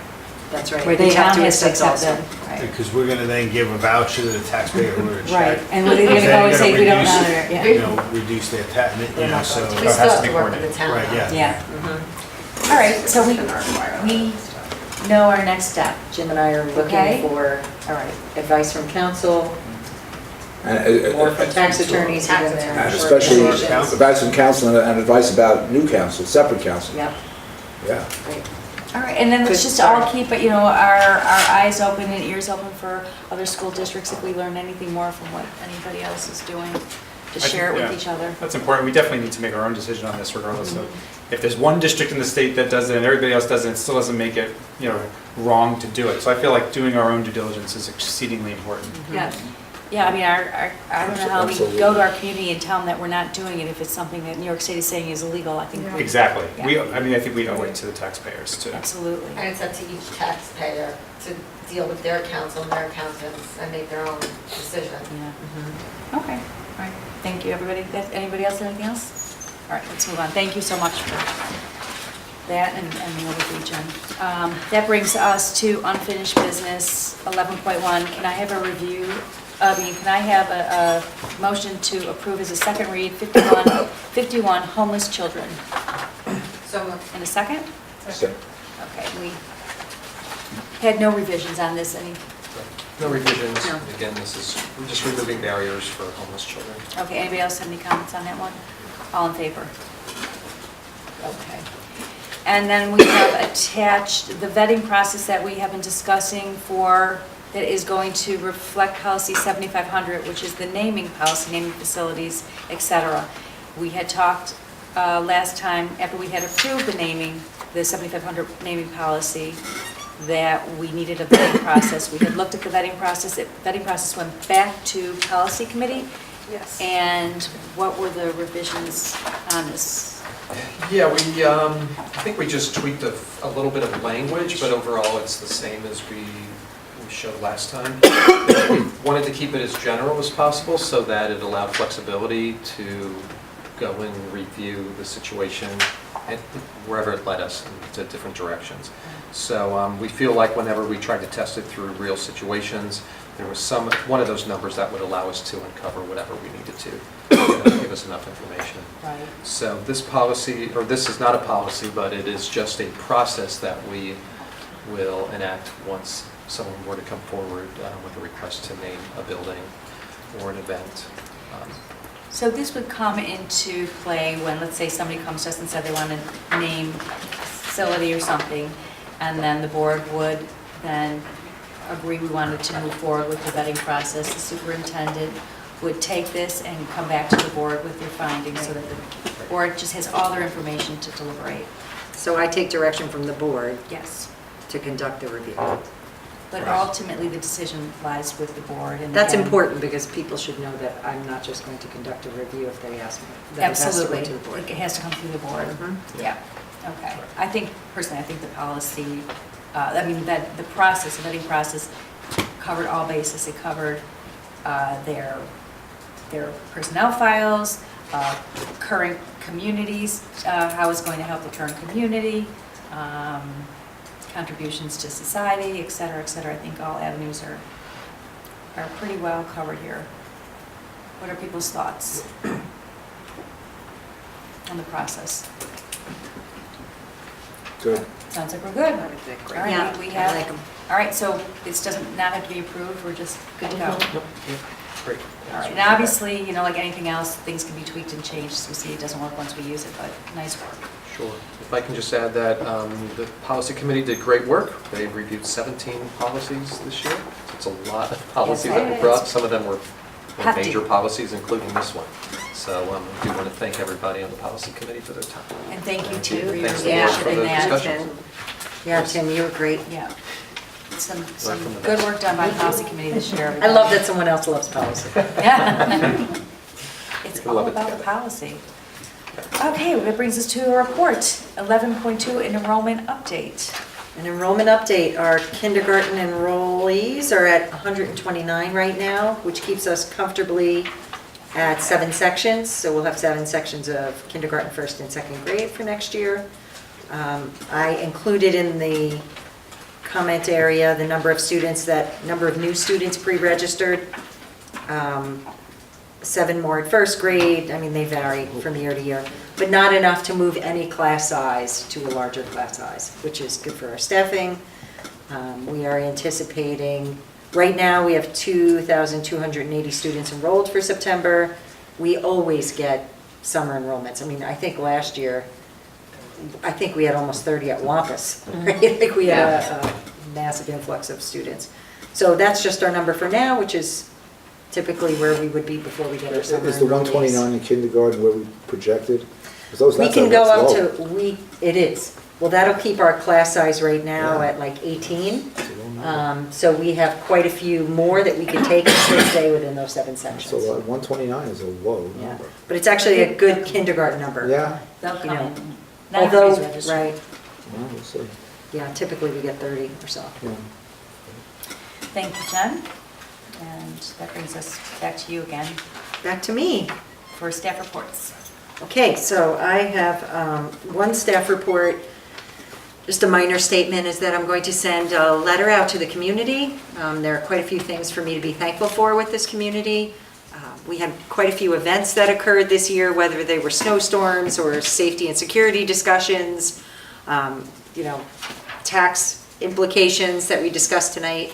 But all the while, we've kept our focus on programs in the district, and I'm very proud that we've been able to do that. My letter to the community is going to thank people for collaborating with us. I know that every once in a while, there is a person who wants to go out and scream and yell to the world about what's bothering them, and those things happen, but I have found an incredibly responsive and supportive parent community out there, and I want to thank our parent partners who talk to us and collaborate when something needs to be changed or revised or updated, and they've been very helpful to us in doing that. So thank you to the community. I'm going to also include something about safety and security in my message. We have quite a few plans this summer, increased surveillance and some other things in the district. We are also, and this is free for public knowledge, we are conducting a training with our faculty on the first superintendent conference day. That will be a 3-hour training with an outside organization that is coming to do simulations with teachers. This is very important. Teachers need to feel that they know how to do more than run in a corner, lock the door, and hide. So our teachers are very receptive to this. This is not requiring teachers to do anything. It is just getting teachers to think on their feet in different simulations. You're walking out to the parking lot at the end of a school day with 5 coworkers and something happens. How are you responding to this? So I think it's good for them to feel more confident in their work every day and to feel that they can protect the children that they serve, which is very important to them. Are you going to put that in the communication? I will. Good, because I think they want to hear that, Yes. that they were heard. Yes. And we continue our good collaborative conversations with the town regarding an SRO, and we should have more to say about that in the near future, which is great. And the only other report that I have is not really a report. We thanked Mike and Donna for their work this year. I want to recognize Peggy, who's sitting at the table for the last time in this job, right? I mean, you never know where the future. Reporting to us out here again, right? To be back You'll here be again. out there reporting to us, and who knows?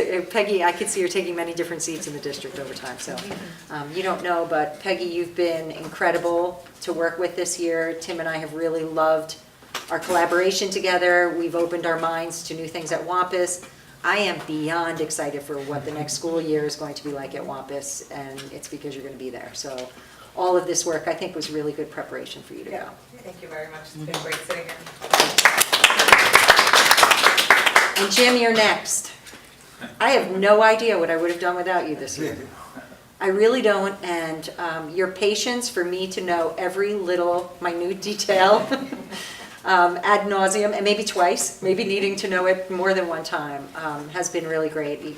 You have given us all confidence that our school district is being steered in the right direction.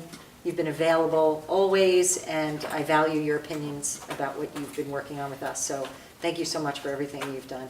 Really, thank you, Jim. Yeah. Yeah, we really thank you.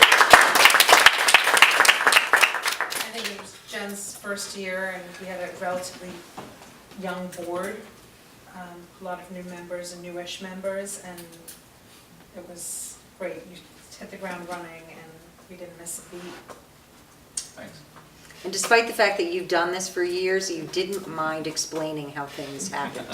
Which, you know, sometimes when you're doing a job for a long time and some annoying new person is pestering you with these questions, you might want to say, this is the way it's done for 30 years. But Jim never did that, so thanks, Jim. And I'll work. It's very important to explain and, you know, get the word out, disclose. Yeah. I'll work hard to keep up with you, Jim. And moving around the table to Tim. Yeah, everybody's getting a little something tonight. So I knew it was very important before I started this position that you partnered with me, and I want to take you back to the time when Bill told us he was retiring, and the two of us looked at each other and we said, we made a pact. We said, one of us is going to go for this, and the other one will support that person. And you know, you and I feel we have just had the most incredible collaborations this year. You're such an incredible partner to me, so I appreciate that. I think we'd be remiss, Tim, if we didn't really carve out a moment for you. Because you really are. You really are one of the real things that keeps his heart beating here at Byram Hills, Tim. Yes. Your competence is just off the chart, and your willingness to work with us and explain to us the quality of your written work throughout the year in our board packets has just been exceptional. Thank you. So please keep up the work, keep up your love of Byram Hills, because we are certainly the beneficiaries of it, and we really appreciate it. Appreciate it, thanks. Thank you. Jen's a great partner. Yeah. Tim and I were Sorry, reminiscing David about chose. how in 2003 we used to spend an inordinate amount of time picking out our daily planners. Which one are we going to use this year? Which one? What is your Would approach have to how thoughts, you're going but to I- organize everything this year? Isn't that adorable? Yes. We would stand in the high school hallway and we'd show each other. Well, I bought this one. I bought this one. I'm not sure. I'll put my They were roller. I want to be in on one of those. They were crazy. We were crazy. Right. And we still both have our first real books. Tim, is yours with you?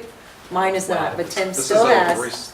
This one has been a gift from a student many years ago. Yeah. Music. It's been my recent. And it was all about how we were organizing those 2 books. Mine is red. Tim, I want you to know Lou Holtz once said, I'm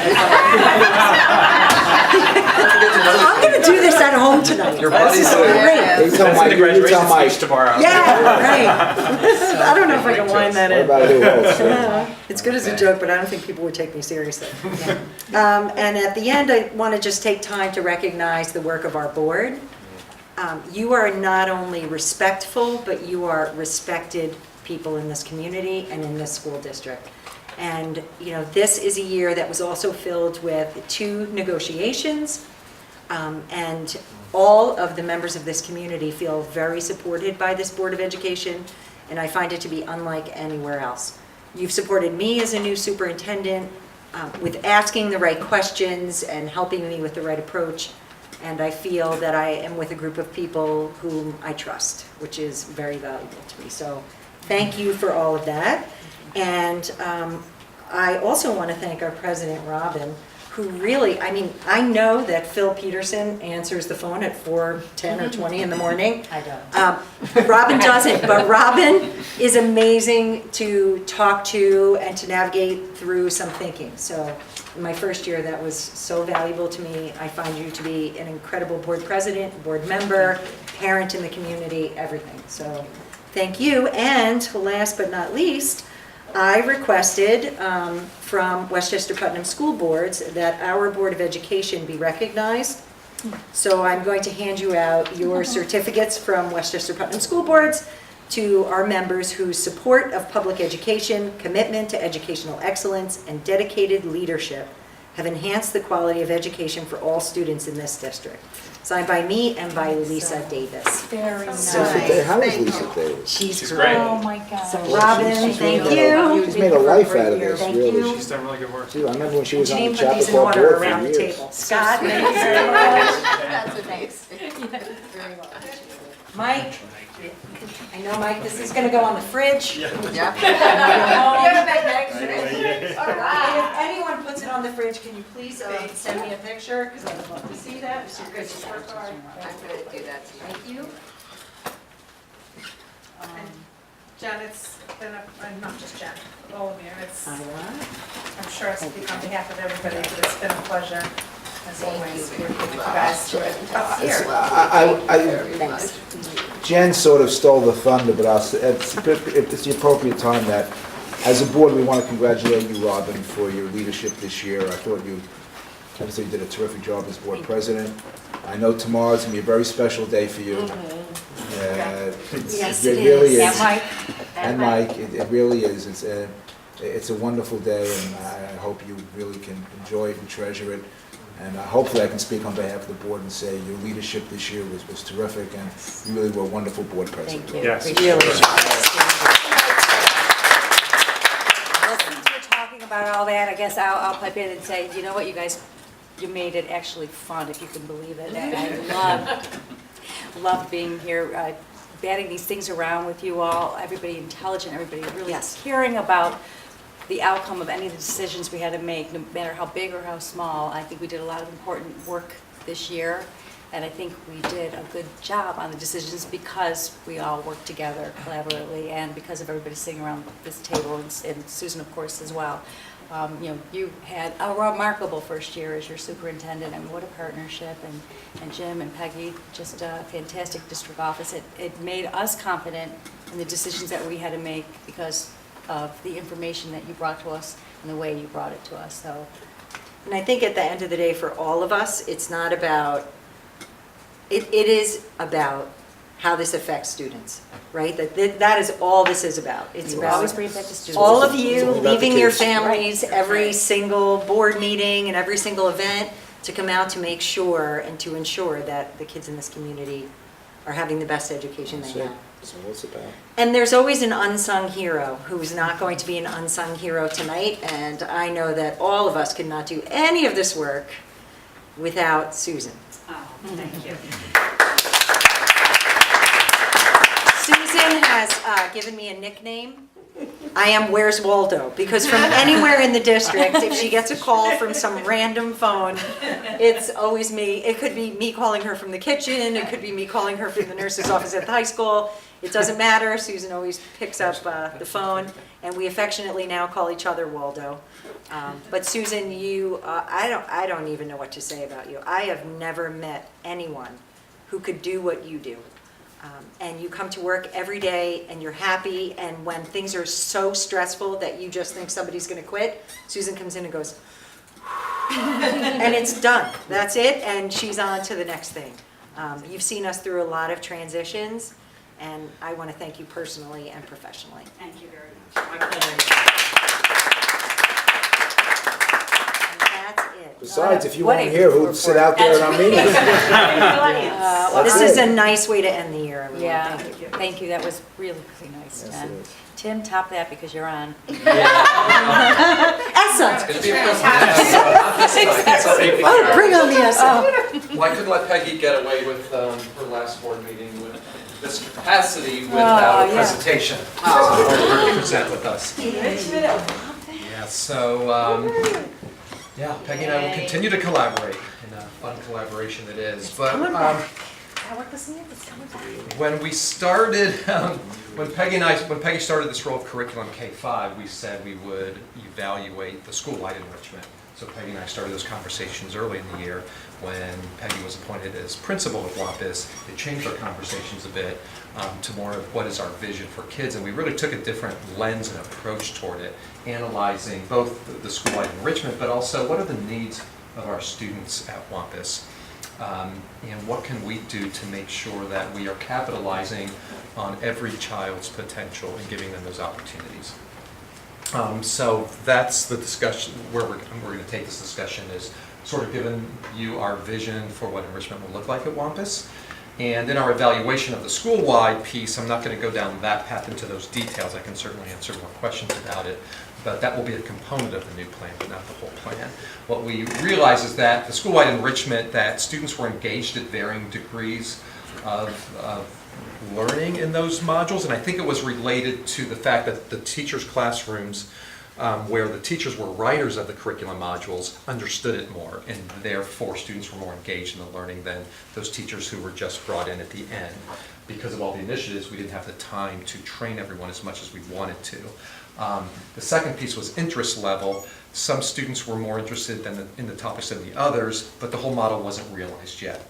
We really envisioned 9 modules per grade level, and we only had 2 or 3 at each grade level, so we knew we weren't hitting on all student interests. So we knew going forward what we want to do is present to you sort of our new vision for it, which we think will hit a lot of kids in a lot of different ways. So this is our vision first, is that we believe enrichment should provide opportunities for kids to extend their knowledge in particular disciplines. We also want kids to be making connections between concepts across content areas. We want there to be the application of knowledge to situations, so students are applying what they're learning. We think that the higher level thinking skills are important for students in an enrichment program, that they're utilizing analysis and evaluation and synthesis in their thinking. Part of working with advanced learners is that they stay committed to tasks, that students can, over long periods of time, can see a task to completion. And there's some skills behind task commitment. And also wanting students to be self-directed in their learning, so they know how to ask questions, they know how to pursue their areas of interest. And those are some of the skill sets that we want to provide students in an enrichment program. So what we're going to look at is 3 tiers of enrichment. Sorry, Tim, So- can I just ask a question on Yep. the previous slide? Are those the kids that are you targeting the kids that have these skills, and that's how you're gonna select them? Or are these the skills you hope to So- develop through the enrichment program? This is for the school in general. This is for all kids, and different levels of kids who are advanced in different levels. We'll get to the 3 different tiers, and they'll be about selection, because there is one part that has selection. But for some of the students, all students will have opportunities for enrichment. And then these are the skills you want them to develop Exactly. through the program? Exactly. Gotcha. Out there? Yep, it's good. So our 3 tiers, tier 1 being in class. So that's your typical differentiation in the classroom, where students would have opportunities in the classroom. And we'll get into details in each of these tiers. The second tier is the school-wide enrichment, which is our model I presented last year that we will continue. And the third is a pull-out program that's content-specific and we say peer-based enrichment. So advanced learners have the opportunity to work together in groups. And so we'll go into some more details in each of those. So we'll start with tier 1. So tier 1 is your real typical traditional in-class enrichment. So if you're in a math lesson or in a literacy lesson, science or social studies, children who are ready to advance to the next level, the teacher creates assignments that just take them deeper in learning. An example of that would be in math, asking children who have demonstrated mastery in a concept to create math games and then turn around and teach them to their peers and actually be able to play those games. An example in literacy would be through research, a child demonstrating high aptitude for a certain kind of research that they're doing to really write a research project and then turn around and present it to an authentic audience. We see it in all different capacities. You could present it to the head custodian, to Jen can come over, whoever it is that the audience is really speaking to. Another kind of opportunity was if children come back from a field trip, you could really have a child who's really demonstrated mastery in narrative writing or creative writing to write about their experience and then create some kind of file for the next year's class coming in so they can have a little prior knowledge as they head off into that field trip. But this is for children who demonstrate mastery in the classroom to just take learning to that next level. Tier 2. So tier 2 is the school-wide enrichment. Every single child will have an opportunity to cycle through the school-wide enrichment, which are the modules that we piloted this year in 3rd, 4th, and 5th grade. And they are filtered through the math and sciences, through language arts and social studies, and through the fine arts. They will happen in 18 to 20-day cycles through our encore period. So school-wide enrichment for all will live in the encore cycles. We hope to keep adding to the different types of modules that we have. We found that they were really well written by teachers and have a lot of opportunities for kids. They differentiate within each module, so we want to continue to develop those. I do the renewable cooling system for the high school too. And that presentation by the 5th grades this year was incredible. That's great. That was a fun one. And then the tier 3 is the pull-out enrichment level, and that is really for those students who demonstrate a couple of things. First, they have above average ability. They've demonstrated above grade level understandings in literacy and mathematics, and they're able to transfer from one setting to the next. They also have really strong task commitment, and there's 2 criteria that fall into that. There's persistence and there's perseverance, and together those 2 make grit. So these children demonstrate grit.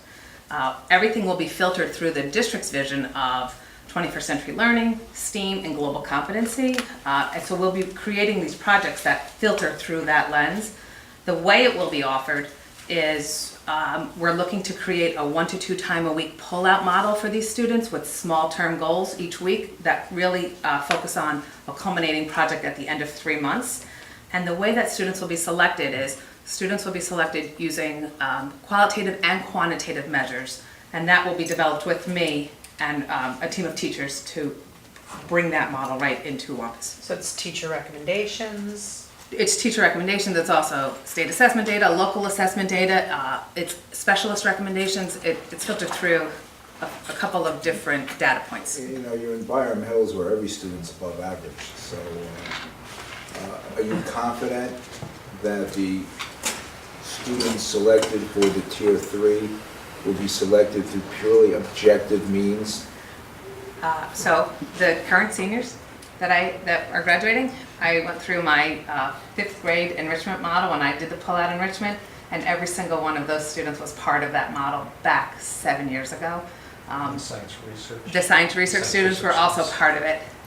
The training that I had in the city, that was my training, so I understand really thoughtful selection, and I hope to bring that over to Wampus and train the teachers there who will be part of my team in making sure we're selecting children who really deserve to be in and who are up for that challenge, because it's a rigorous challenge that we'll be asking and expecting of them. So does that, just to play devil's advocate here, does that mean that, I mean, are those kids reaching that point because they were pulled out for this stuff, or is it because they're ready for that they're on that path anyway?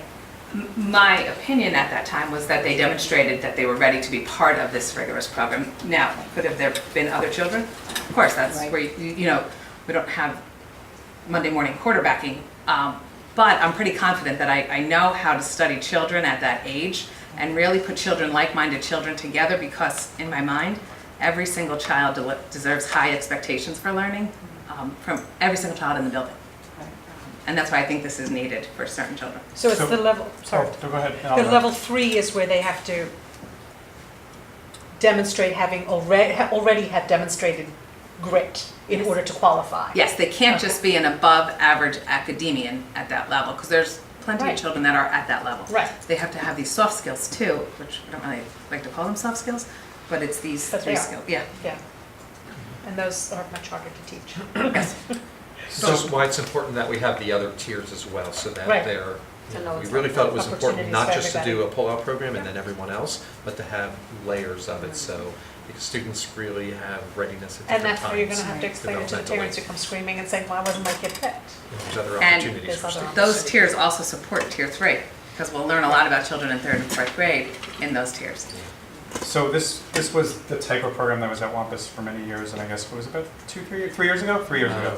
Further, even further back. 4 It years was ago? in 2000, I think 13, when the state tests, Right. the new state tests came in, and we had the increase in AIS students that we Right. didn't have the resources. That we didn't have the resources, and so math went by the wayside because of the resource Yep. issue. And Yep. then, and I think for good intentions and good reasons, there was a thought process to say, can we open this up to everyone? Yes.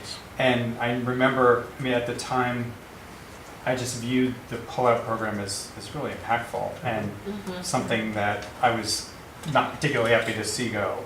But I understood the reasons, and they were well thought out at the time because of the state test and because of the view of trying to get experiences out to everyone.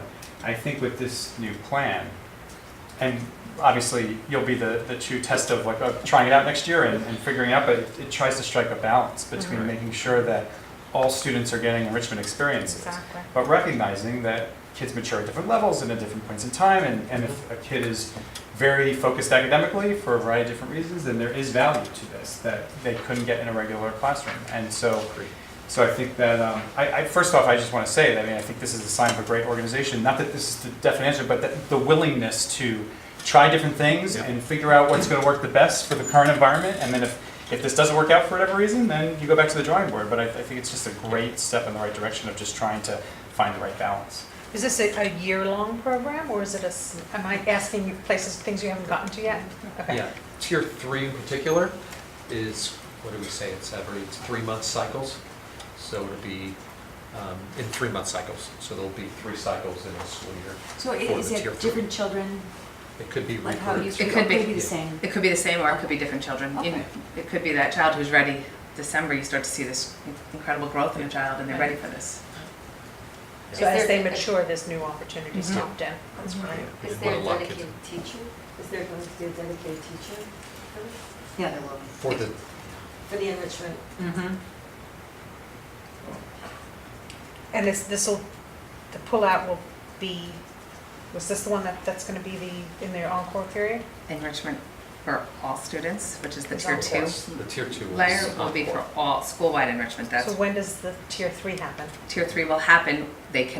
We can compact the curriculum, so it will happen during their regular class instruction, because they've demonstrated that they don't need that.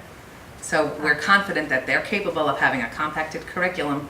They can leave that lesson because they've already mastered the standards and come and meet with this small group of. So during math, they'll leave and go, but get pulled out into Yes. this enrichment math? Right. Okay. Wow. It's exciting. Yeah. Very so exciting. The math I'm getting toward, right now I'm going to focus on literacy to Right. start. So I have the whole vision, it's just I need to. It's going to take us a few years to get there. So we're going to need a little time, but I'm confident. Just maybe 15 minutes. Tell them you're excited. We will get there. Yeah, I can't tell you how Excited. pleased we are that this is coming back. Oh, I mean, so just- pleased. Yeah. So pleased. I'm excited to see it in action, it's gonna be great. Well, we appreciate that you understood where it went originally. Yes. You know, Scott, that was very fair for you. Now it's time for it to come in. And it takes an incredible structural organization and understanding of all the mechanisms at Wampus, and Peggy, having spent the year there and her roles as K-5 curriculum, really got in there and was able to find ways to make this work. So we've had a pretty rich discussion since January, really trying to figure out ways we can fit this in. That's great. Take us a few years to really see the vision and unpack it, but it'll be starting next year. Hitting the ground running, Peggy. Yep. Yes. Yeah, great. He doesn't wait. That's great. Yep. So thanks. We're Thank you. excited. Thank you. Thank you. Thank you. Jim, did you have a report for The us? cooling system. Just a couple of updates. We had our School Nutrition Advisory Committee meeting last week, our snack committee meeting. That's made up of Melinda Hamilton, our Mark Food Service Director, Mary Zawilski, our Food Service Consultant, principals and assistant principals. And Mary reviewed some of the things that she was involved with this year. Highlights included working with Melinda to arrange training for the food service staff, investigating different offerings for the students. We had a New York State SED administrative review this year, which took a lot of time. She also reviews Mark invoices, make sure they are compliant with our contract, and inspecting kitchen areas and making recommendations for improvements. The food service contract, we will be awarding it, extending it for the 5th year of 5. So we will have to go out to bid next spring for a food service contract, and Mary will assist us in developing the bid specs for that. Melinda Hamilton gave a brief upview of the lunch program. Our enrollment did decrease this year, but her participation in the program did increase by 2%, which was very positive. She did work with the Wampus PTSA in a program, Taste the Rainbow activity during Nutrition Week, where they serve various fruits and vegetables. That was very well received. We've extended that offer to the middle school next year if they would like to do something during Nutrition Week also. She also mentioned that the Byron Bean is still doing very well, generating probably in excess of $500 a day in additional revenues for the program. So that's been good. That's been very successful. They sell other things. They sell yogurt. Yeah, there's I get yogurts there smoothies all or the something. They sell hummus. Yes, they do sell other Those are the things I things. buy. Sans the true. caffeine. As our internal auditor mentioned, we do have an issue with an excess fund balance. We can only maintain 3 months operating expense, so we do have to come up with a plan to use some of the excess fund balance. We do have some equipment that needs replacing. We're talking about maybe charging the program an indirect cost, which is allowed. The district can, we provide the accounting services, heat, electricity, and things like that, so we can build back basically the food service program and recover some of those expenses. So that's something that we're investigating right now. And we also talked about the new meal shaming prevention plan, which is the second topic that I will talk about. The board received the draft copy at the last board meeting. The state budget this year included this provision where districts have to develop a meal shaming prevention plan. We will also be revising our board policy 8505, the charging school meals policy, to incorporate some of the components in the plan here. All the districts have to develop a plan, and there's a couple of things that are going to be a little bit different. One, the plan itself I thought was a little bit unusual because they give you specific things that you cannot do to shame students. We don't do any of those anyways. But again, in order to be compliant with the state, we had to list them. No wristbands or hand stamps. Making the students work off debt or chores or anything like that. It's just, you know. Is it a Dickens novel? I think what happens is, or throwaway lunches. Throwaway lunches was another one. And what happens is, I read a lot of publications, and you read about these things where a child's lunch got thrown away because he didn't have the money to pay for it or something like that. So the state picks up these things and throws them into the plan. So anyways, that's why they're in the plan, and it's just strictly to be compliant. Principals are going to be taking a little bit more of a role in contacting parents, communication with parents. We have implemented a low balance and negative balance email this year. So last year we had about 1,000 charges, school lunch charges. This year we had about 360. So that email communication really did very well. So I think with a little more involvement with the principals and/or their designee, then I think we'll be in pretty good shape there. So basically the takeaways: this has to be submitted by July 1. No alternative meals. Some districts used to provide a cheese sandwich or a peanut butter sandwich if a child forgot his lunch money, so that's no longer allowed. You have to provide a regular school lunch meal. You deal only with the parents in terms of collecting any debt or charges. You don't talk to the students at all about that. We will be providing training, staff training. The SED does have a webinar, and there's also some additional training that we will involve staff at the beginning of the year and then periodic during the course of the year. Principals will be a little bit more involved in the program now, and we will be providing additional communication and easy access to applications for free and reduced price meals. We don't have many students in the district that qualify, but we are going to continue to get word out there.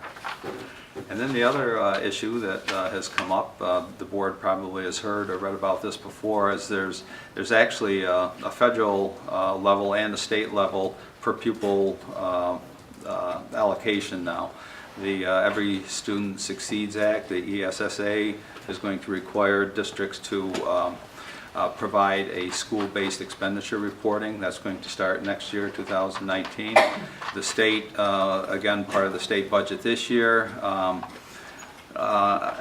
they're starting with a number of school districts that will have to report their appropriations by building now, and that's any district that receives 50% or more of their revenues from the state and have 4 or more buildings in the district.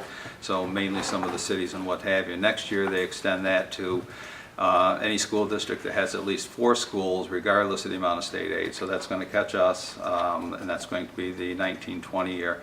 And then the year after that, everybody has to report on this per building thing. They haven't come out with the forms yet or what have you. There's going to be some district-wide expenses that we're trying to decide how they will be allocated. Business official salary, superintendent salary, okay, which we don't know if it's going to be evenly spread across the buildings or based on a per capita or based on per student, or how that's going to be done. But as that information becomes more available, then obviously we'll put it out to the board. So you may see some changes in not necessarily the budget process, but in some of the reporting that we're going to have to be doing going forward. Okay, Thank you so much. that's it for now. Great report, thank you. Just out of curiosity, the 2% increase in spending it in the meal plans compared to the lower population, what was attributed to the increase? Well, I think there's a couple of things. One, they do a meal equivalent with the Byron Bean, so that additional revenue that was coming in for that particular program, they do, as I said, they have a meal equivalent, so they plug the numbers into a formula, and that generates a number of additional meals that they have. So that was one, and I think the program, they are publicizing the program more. I know one goal that we have for next year is to work on the breakfast program a little bit. Right now, we don't really get any participation at Coleman Hill. We get very little participation at Wampus. So it's an area that we would like to try to enhance a little bit going forward. And the purpose of that is what, just make sure everyone's eating breakfast, or is it for people that? It's basically, it's pretty much geared for students that don't have the means for breakfast at home, okay? But open to basically any of the students that want to take advantage of it. Great. Any comments or questions? Thank you. Great report. Thank you very much. Okay, and that brings us to board reports. And committee reports. Anybody have any committee reports, board reports? Okay, well, end of the school year. You know that the town liaison committee will meet again before the year is out. So, and it's a policy, you had the last meeting, right? This Friday. Oh, you have another one more meeting, okay. Yeah. Okay. The Education Foundation actually had a meeting this week, and they are continuing their wellness initiative, and it's an incredibly strong initiative, and they're getting wonderful feedback from the Stanford report, and they're going to communicate with the community at some point about what their findings were. They're just gathering all the information right now. Thank you.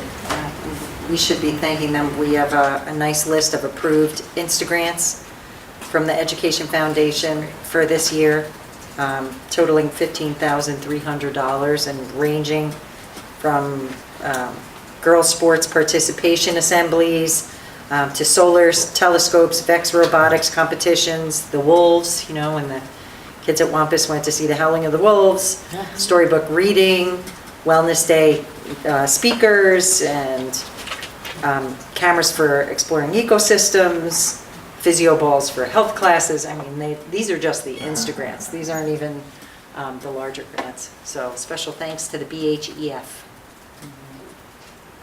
Okay, thank you very much. Any topics for future agendas, requests for information? I know we talked about the charitable fund.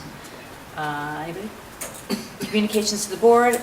I had gotten one email about the vetting process for the naming. I responded. Anybody else? Okay.